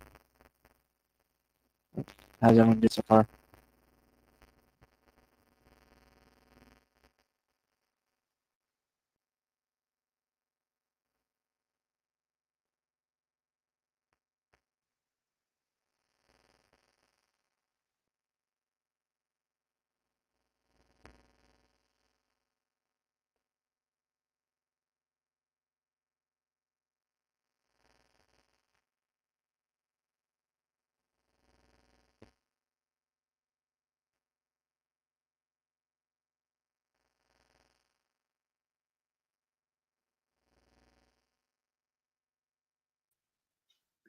Okay. Now I can see it.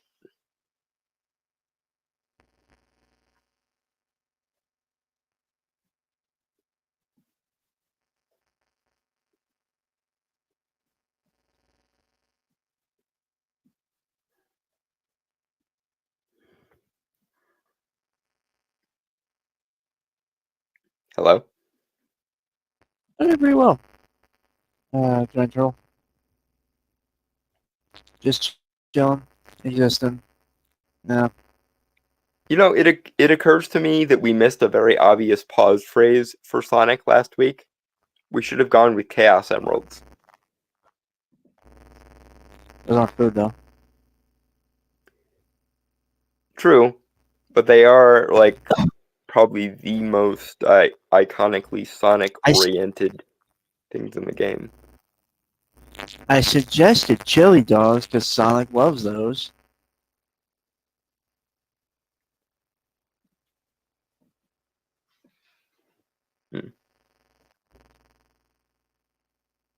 The other possible suggestion might be like golden rings, but I think that's a little bit forced.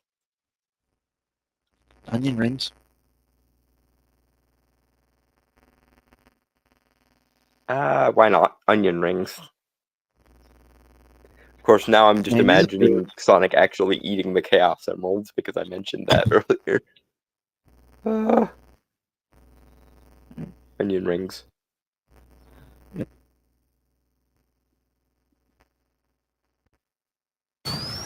Sonic, you finally found your family. Trash keeper! I know it hasn't always been easy, but you didn't change who you are in here. Yeah, in my lungs. Or your heart.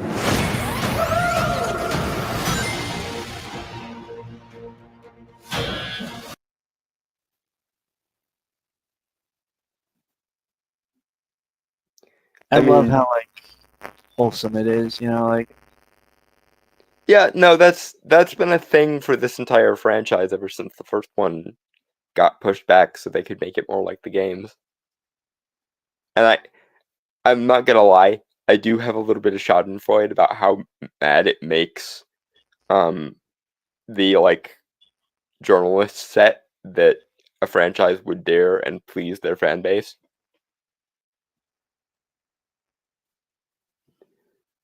Anyway, onion rings.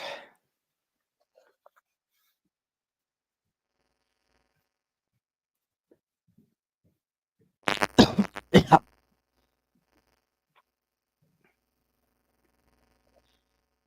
I am curious if this series to go on, will we see like? I'm just curious how they would adapt characters like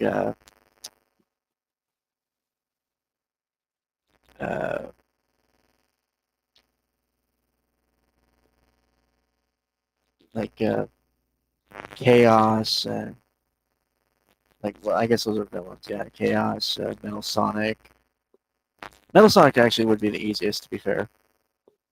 Yeah, because I can totally see Robotnik building a Robo Sonic. Amy, I think, is the only missing one still of the like main cast.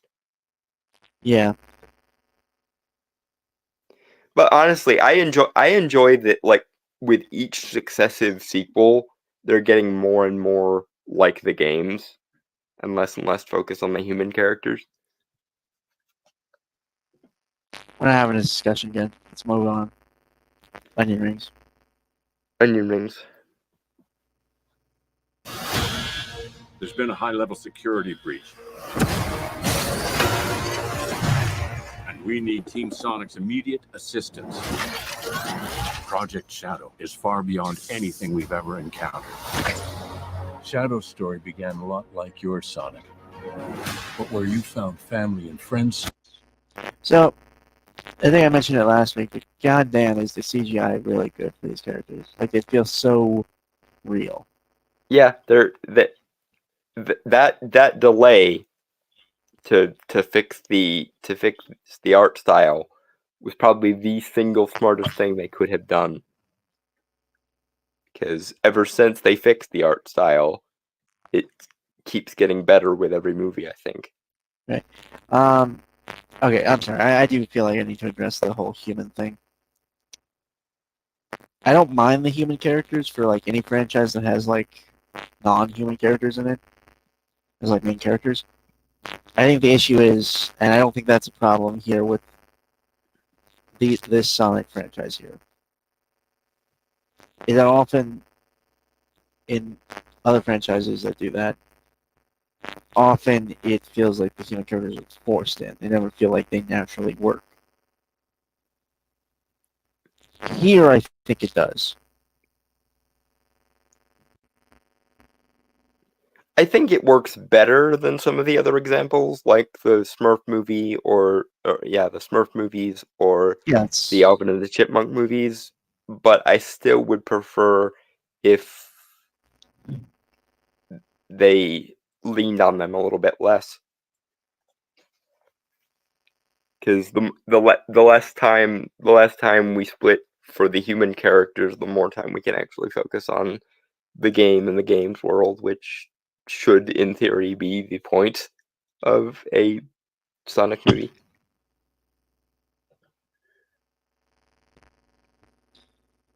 Okay. Anyway, shall we?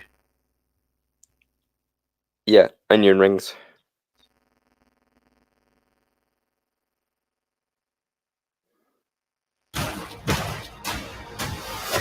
Shadow found only pain and loss. All right, we got a rogue alien on the loose. How do we find it? Start with the giant fireball? I love it. Let's start with a giant fireball.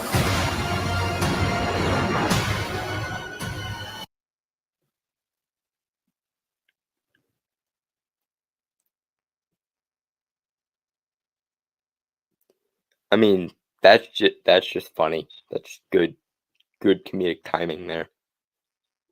Yeah.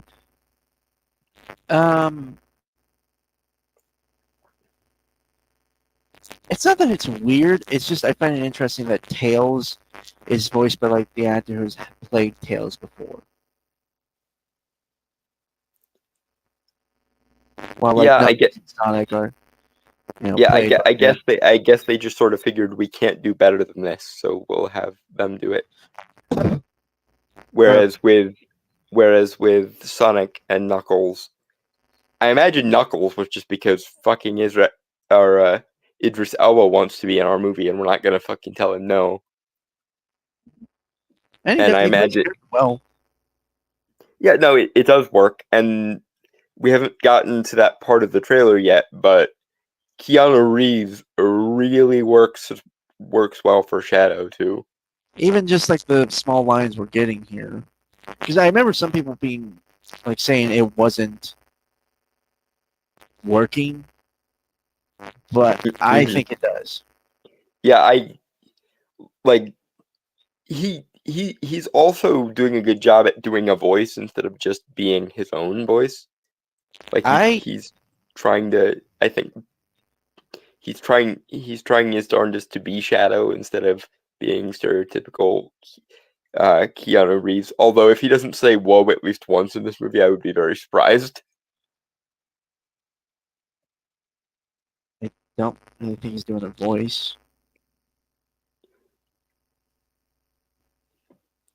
Well, it's just that it doesn't quite. It's not super noticeable that it's Keanu Reeves' voice, and that is a problem. That is a problem with a lot of celebrities. I feel like I don't know what you're talking. Like it sounds like Keanu. It's not super noticeable to me, and I appreciate that, because a lot of times when they get celebrity voice actors,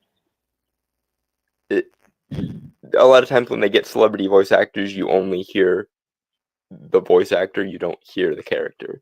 Like with Chris Pratt playing Mario Garfield.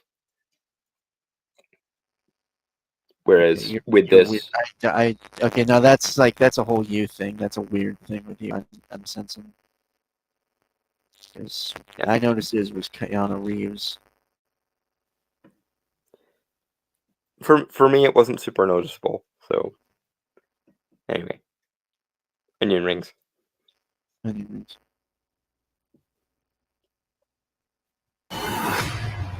He is much more impressive than the hedgehog I fought previously. Dude, I'm standing right here. You're a colorful bunch. We don't want to fight you. Actually, Sonic, I would like to fight. Knuckles, no!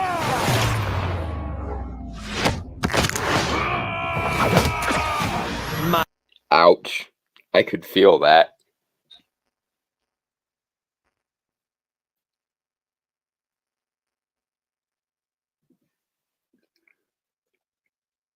Yeah, no, I'm saying it all looks really cool. It sets up Shadow as a villain, well, not villain, but a powerful force. I assume that by the end of the movie he's going to have a redemption thing and join Team Sonic, probably. unless Maybe. they're Yeah. unless they're gonna have him and Robotnik team up in the next one, maybe.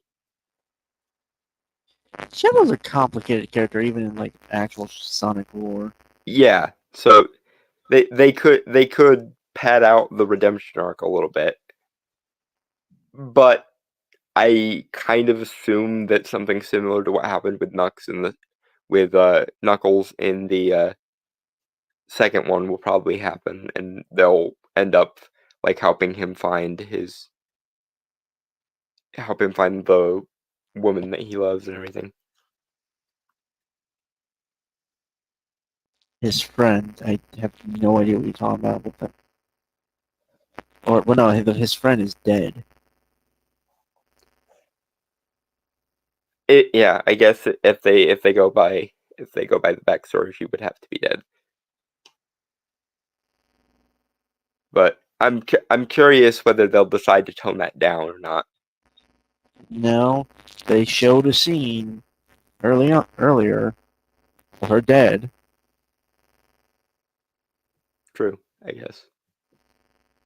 I kind of thought maybe they would tone it down because kids movie, but if not, then that's good too.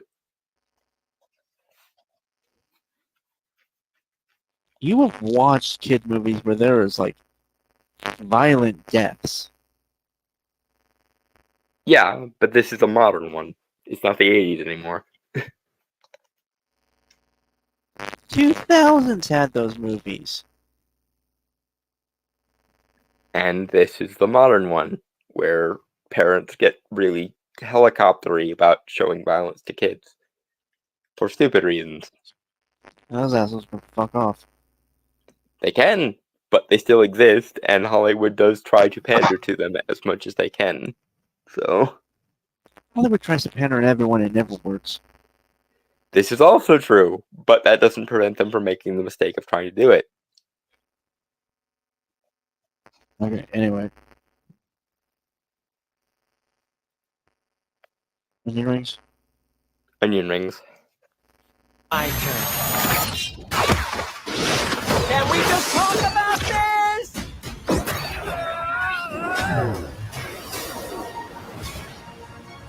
He's too powerful. I do like that Sonic is trying to I can't believe I'm saying defuse this. the thing without fighting. He was literally in the middle of the fight when you saying that. Yeah, but I do like that he opened with trying to defuse it instead of rushing in. That shows character growth on his part, because that's kind of been one of his arcs in these movies. Is he used to literally rush into everything, and now he's starting with the can't we just talk this over approach. I wonder what would have happened if Knuckles hadn't if Knuckles hadn't kind of did a Drax just then and lunged at Shadow. If they actually might have been able to talk him out of it. Right.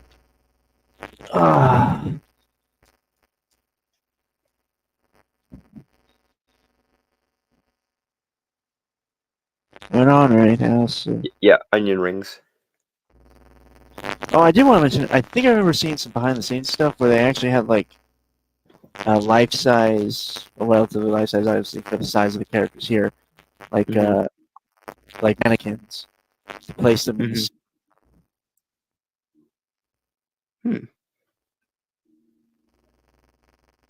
That's cool. Yeah, I think it's like supposed to obviously help with like visual effects, but also like there's something there for the for the actors to actually interact with. Yeah. Because that's a big problem. I remember when the Hobbit movies were coming out, Ian McKellen was talking about how he cried on set a lot because there just wasn't anything for him to act off of. They want full CGI for some stuff. Mm-hmm. Okay. Yeah, that would be a problem. When you're reducing one of the greatest actors to ever live to tears, you know you fucked up somewhere.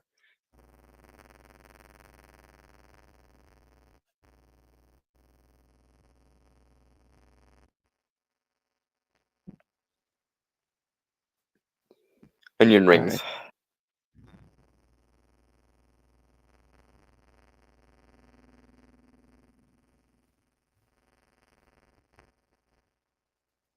Alright. But we need you know who.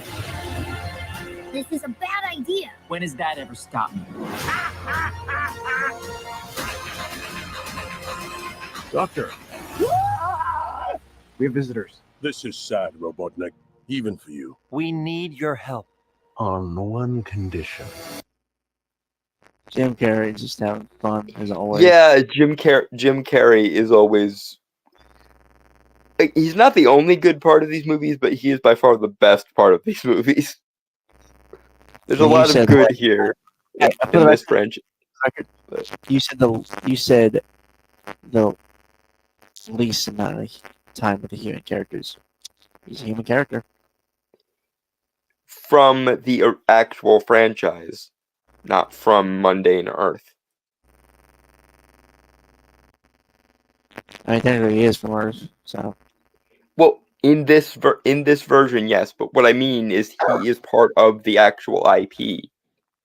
What I take issue with is the unnecessary human characters who aren't part of the IP, like David Cross's character in the Alvin and the Chipmunks movies, or the one the ad executive dude in the Smurf movies, and so on. Also, I find it interesting that they're having him be fat in the third movie. Or rotund, I guess, you know? Well, it did seem like they were setting up a kind of character arc for him to become more and more like his video game counterpart as the movies go on. Yeah. Which makes perfect sense and does... It essentially makes the movies act as a prequel to the game series. Kinda. You can... I don't know if they'll ever actually fully bring it full circle and do an entirely CGI Sonic goes home to his home dimension and the others go with him kind of thing, and they have to fight Robotnik there. But that would be nice if they did in maybe the fifth one. Oh no? Yeah. Onion rings. Onion rings. What?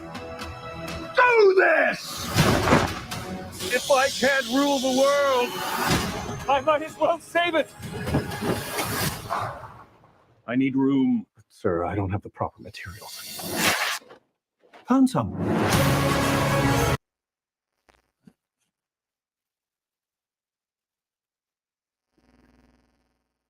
Again, he's always a treat to watch. Yeah, and honestly, it's hard to believe that dude is over 60 now. Really? Yes. Huh. Jim Carrey is a grandfather now. Actually has grandkids. Okay, I didn't even know he was married.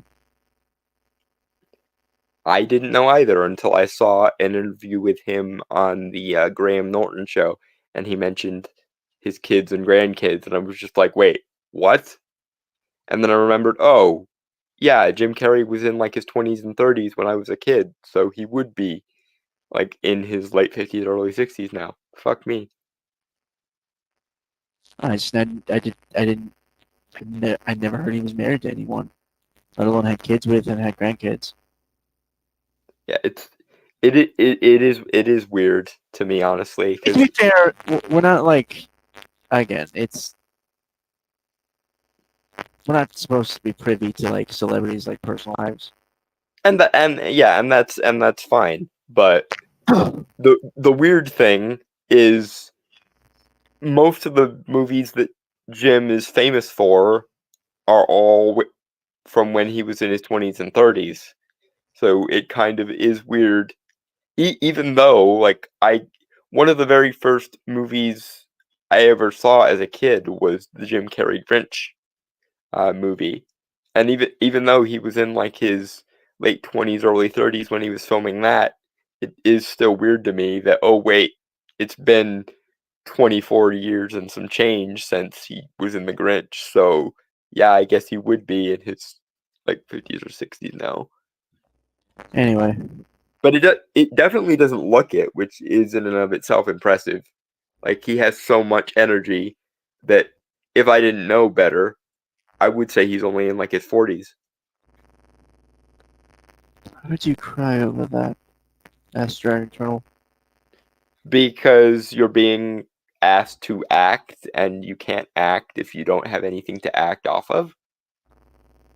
He'd be trying to give his all to the script and not be able to because there's just nothing to act off of.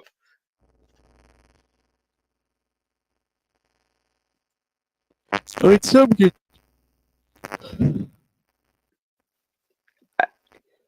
The way he described it in interviews was sort of a like, I can't do my job under these conditions sort of thing. Like, he would break down because he just couldn't. He didn't have enough to work with. Anyway. I mean, to be fair, Ian McKellen is a very like traditional, very older, very traditional actor. You know, I think he worked stage plays before going to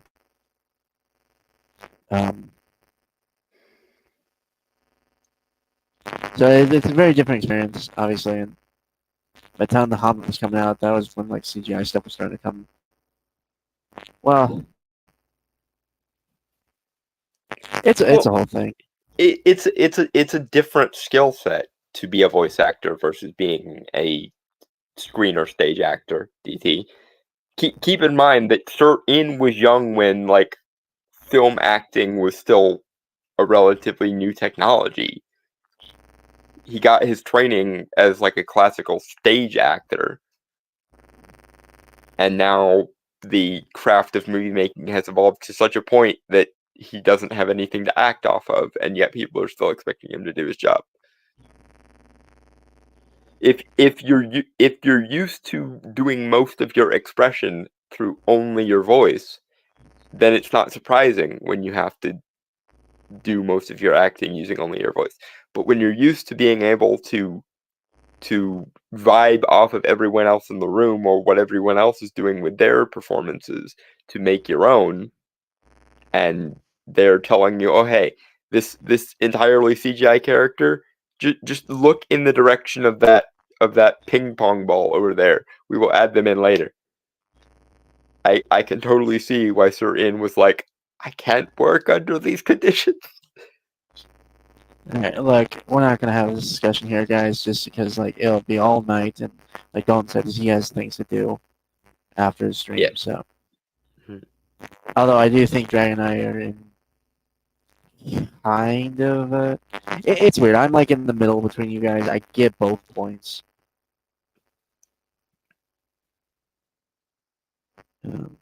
Anyway, on with the trailer. Yep. Onion rings.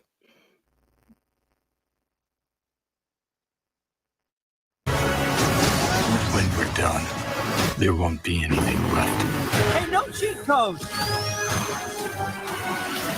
What did you do? What I had to.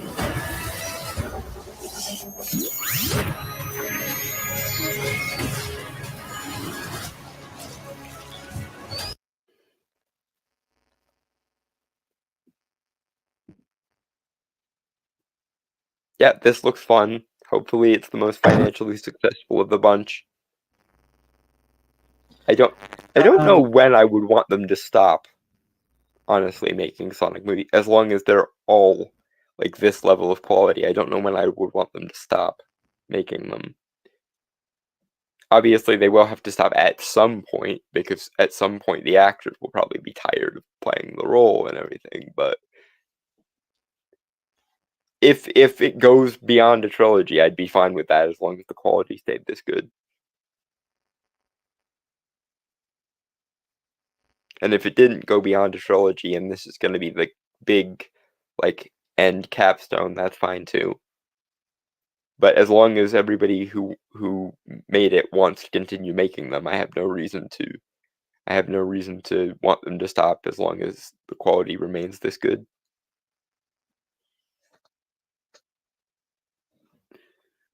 Yeah. All right.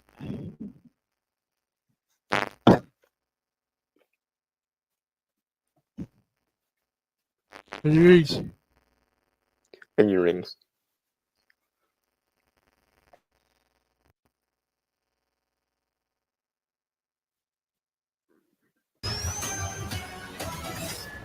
Welcome home, my boy. It's impossible. Is it? It couldn't be. Couldn't it? I am. Are you? In the saggy flesh. Huh. It's Robotnik's grandfather who, I think, experimented. If I remember the lore correctly, I'll be honest, I think never so. really got into it. And I mean, Robotnik is old as well, so it's interesting here. On how they're going to explain it. Yeah. Honestly, any excuse to have multiple Jim Carreys in a movie is a good excuse. Double dose of Jim Carrey is always a win.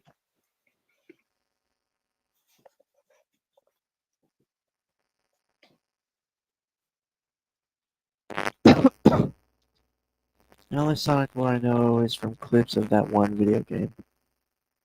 Which one? Yeah. This is the Batman Beyond style. Do you have any idea how little that narrows it down moment?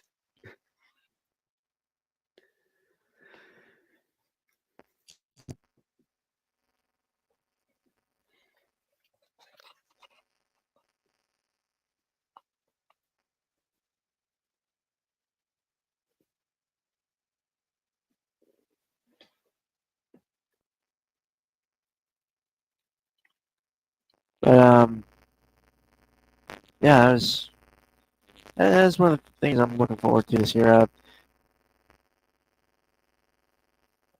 When's that coming out next year? I think it might be coming out next year because this is the first trailer for it, as far as I'm aware. And usually That came out a couple months ago. Not a month, a couple weeks ago.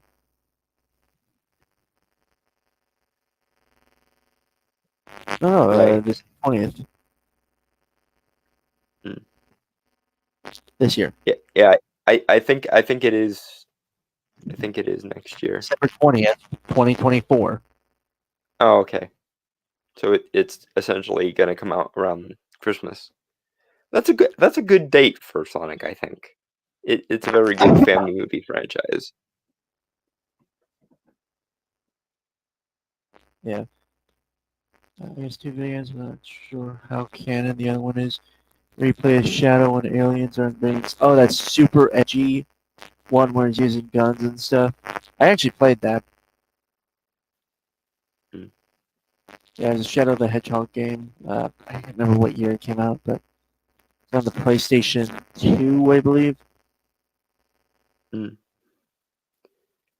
I never played Sonic games. You barely play video games. Yeah, because hand-eye coordination is a thing, and also I did have a PlayStation 2 a long time ago, and I think the last thing I played on it was a Final Fantasy game. But apart from that and our family's Nintendo Wii, I've never really gotten super addicted to consoles. My younger brother, or actually my youngest brother, was very heavily addicted to video games, and he has like 4 or 5 different consoles. But yeah, I never got into consoles, and for the last 10 years or so, I haven't really had a computer. I've just done shit on my phone. So no opportunity to play anything other than a phone game Turn-based games, for the last couple. real-time games that you can pause like RimWorld and Faster Than Light. Mm.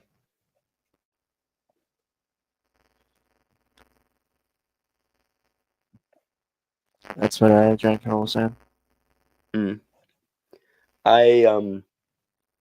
I will say that Yu-Gi-Oh! Duel Links is really quite fun, and that Marvel Strike Force is really quite fun. I'm almost to Okay, the wait, 100. hold on.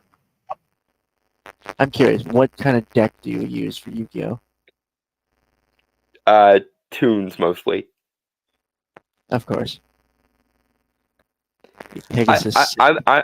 I'm sorry. I've loved the concept of tune monsters ever since the first arc of the anime when I was a kid. So you can sue me. No, I know how much of a fan of Pegasus you are. Yeah, if I grew up to be like Pegasus, I will die happy, I think. Preferably Yeah. without the poking my eye out to replace it with a magical artifact, but if needs must. I honestly, I don't doubt you would actually do it though. Yeah, no, it is feasible to happen. But yeah, hopefully without the losing one of my eyes for the sake of having access to a magical artifact. But if needs must. Lol. I actually had like when I actually collected Yu-Gi-Oh cards back in middle school. No, elementary school. Yu-Gi-Oh was big for me back then. I kind of had a variety deck, to be honest. I collected a lot of cards, and I just made my own decks out of it. Yeah, I did the same thing, mostly. I actually have more cards on Duel Links than I do have old Yu-Gi-Oh cards. I had like I stored all my cards for Yu-Gi-Oh in like a photo album type setup. And I did have quite a few cool ones, but honestly, the cards that I actually had IRL are nothing like the ones that I have on Duel Links, where I can actually choose which cards I want. Although, That's one of the benefits of Duel Links, is you can basically get whatever cards you need, essentially. I actually did try to make my own deck, like legitimately make my own cards at one point when I was younger. Like draw up designs for monsters and spell and like write out ideas, card effects for like spell cards and trap cards and stuff. It kind of bugs me that after the Egyptian god cards were introduced, they kind of forgot anime-wise about Exodia, because like when I actually got that. No, okay. So I actually bought Exodia off Amazon along with like the Egyptian god cards too. I think I still have those actually somewhere. I have two of the Egyptian god cards in my Duel Links deck, Obelisk and Slyther. I have all And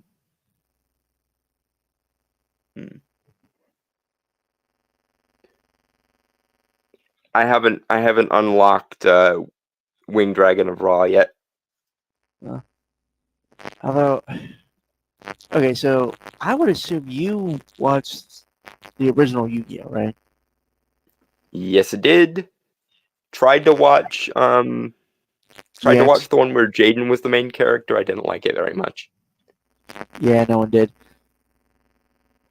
Although I think Little Karibo, yeah, he was making a GX one, right? Like a GX abridged. I think I think so. Because I think I saw a clip from it. It was funny as hell. Uh, I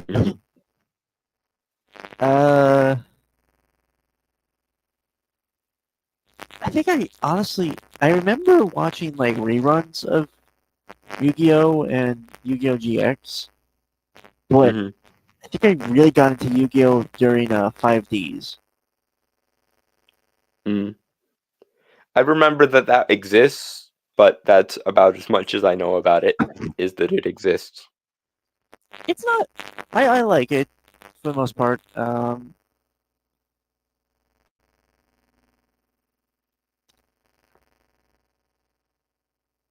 Yeah, I actually tried to write my own like Yu-Gi-Oh story a few times. Um,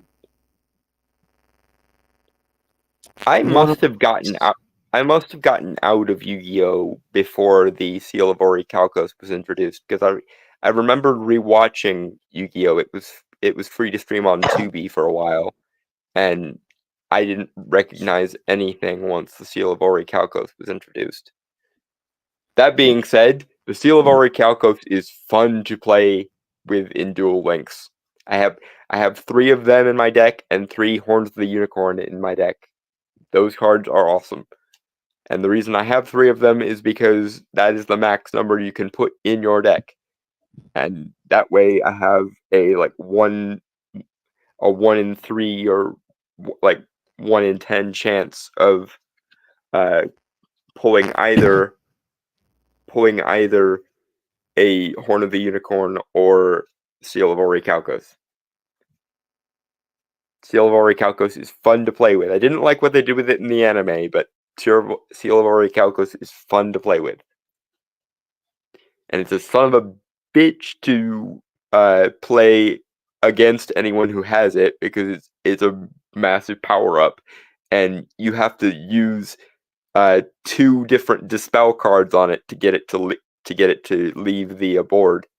Although if somebody manages to dispel the Seal of Orichalcos, it's a son of a bitch, because you can only apply it once. So once they disenchant the thing, you can't apply it again in any duel where it's already been pulled once. And Right. that Also, is annoying. Also, rest in peace, Kazuki Takahashi, the creator of Yu-Gi-Oh. I feel like I had to be mentioned. We lost him too. No, that was like. Hold on. Well, we were already aware of this. We made mention of it before. Was it before or after Toriyama? Before, I believe. Okay. Well, hopefully they are. Hold on. Yeah, he passed away in 2022. Okay. So yeah, hopefully they are in whatever. I think they were Shintoists in whatever heaven afterlife people get in Shinto. I don't know very much about Shinto, really. I should fix that at some point. Fun fact. It's weird to say that, but way he died was drowning, saving 3 people during like floods in Japan. Okay, so yeah, if there's a positive afterlife in Shintoism, then he's earned it.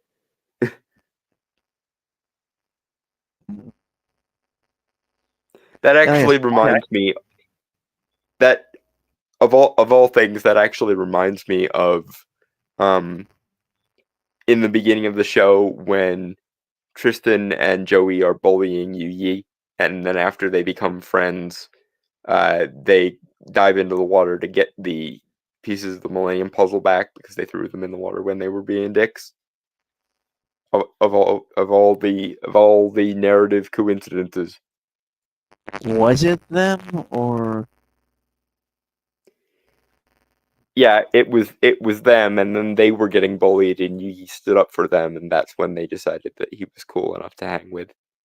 And then they felt bad for throwing pieces of the Millennium Puzzle away, and so I think it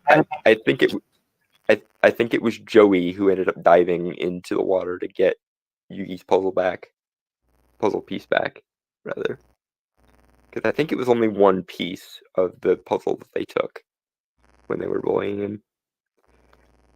And actually, that happened the almost drowning thing happened a second time when Weevil Underwood threw Yugi's Exodia cards in the water, and Joey dove in after them on the way to Duelist Kingdom. Giant Troll, isn't Yu-Gi-Oh just whoever has the better deck wins? Lore-wise, no, absolutely not. I think the show kind of leaned into that, right? It's a very, and I know I'm gonna sound like a complete poser for saying this, but it's a very strategic game. Because just because you have the quote unquote better deck doesn't mean you can necessarily counter anything your opponent might throw at you. Because there are things which certain monsters are more vulnerable to than others, and there are special abilities that certain monsters have, and so on. And then it gets even more complicated when you talk about defense versus attack cards, and then spells and traps and synchro summoning, which I hate, and pendulum summoning, which I hate. They are way too convoluted.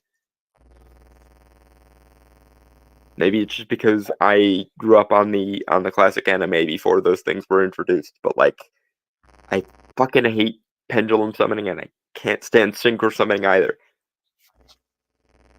They're annoying and convoluted as hell. Isn't it that you just play whatever you draw at the time, at best being able to lay something face down for later?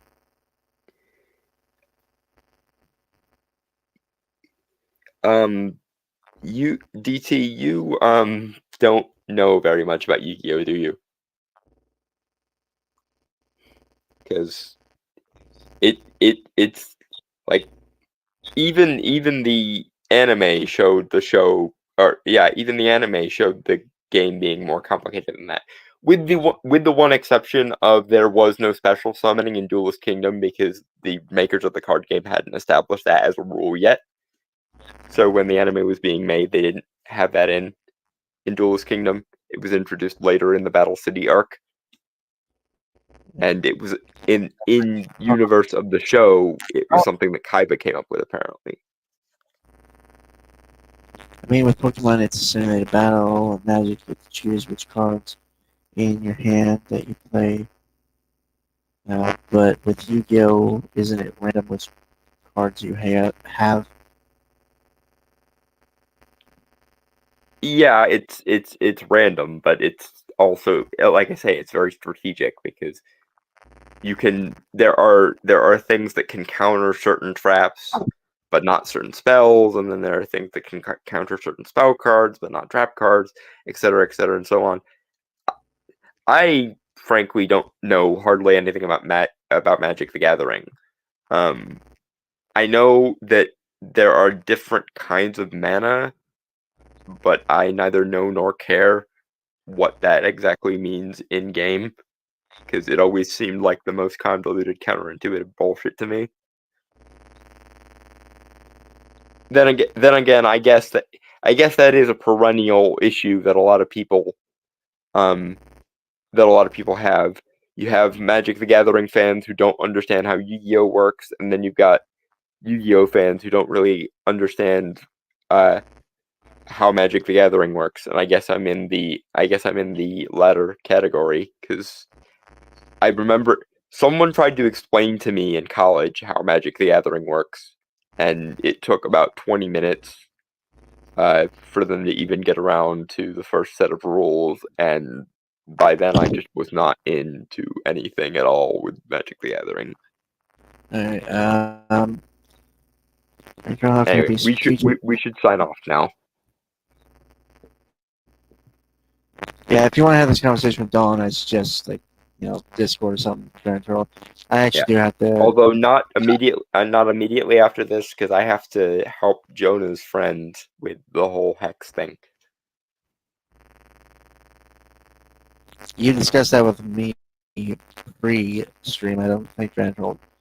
Yeah, apparently Jonah Arts has a friend who is possibly Dragon Turtle is the one who told me that it happened, because Dragon Turtle thought I might be able to help with the situation. And maybe, depending on how the next hour or so goes, Anyway, Anyway, so with that, folks, I want to say goodbye, adios, aloha, avideze, sayonara, peace, cheers, and shalom and fuck off.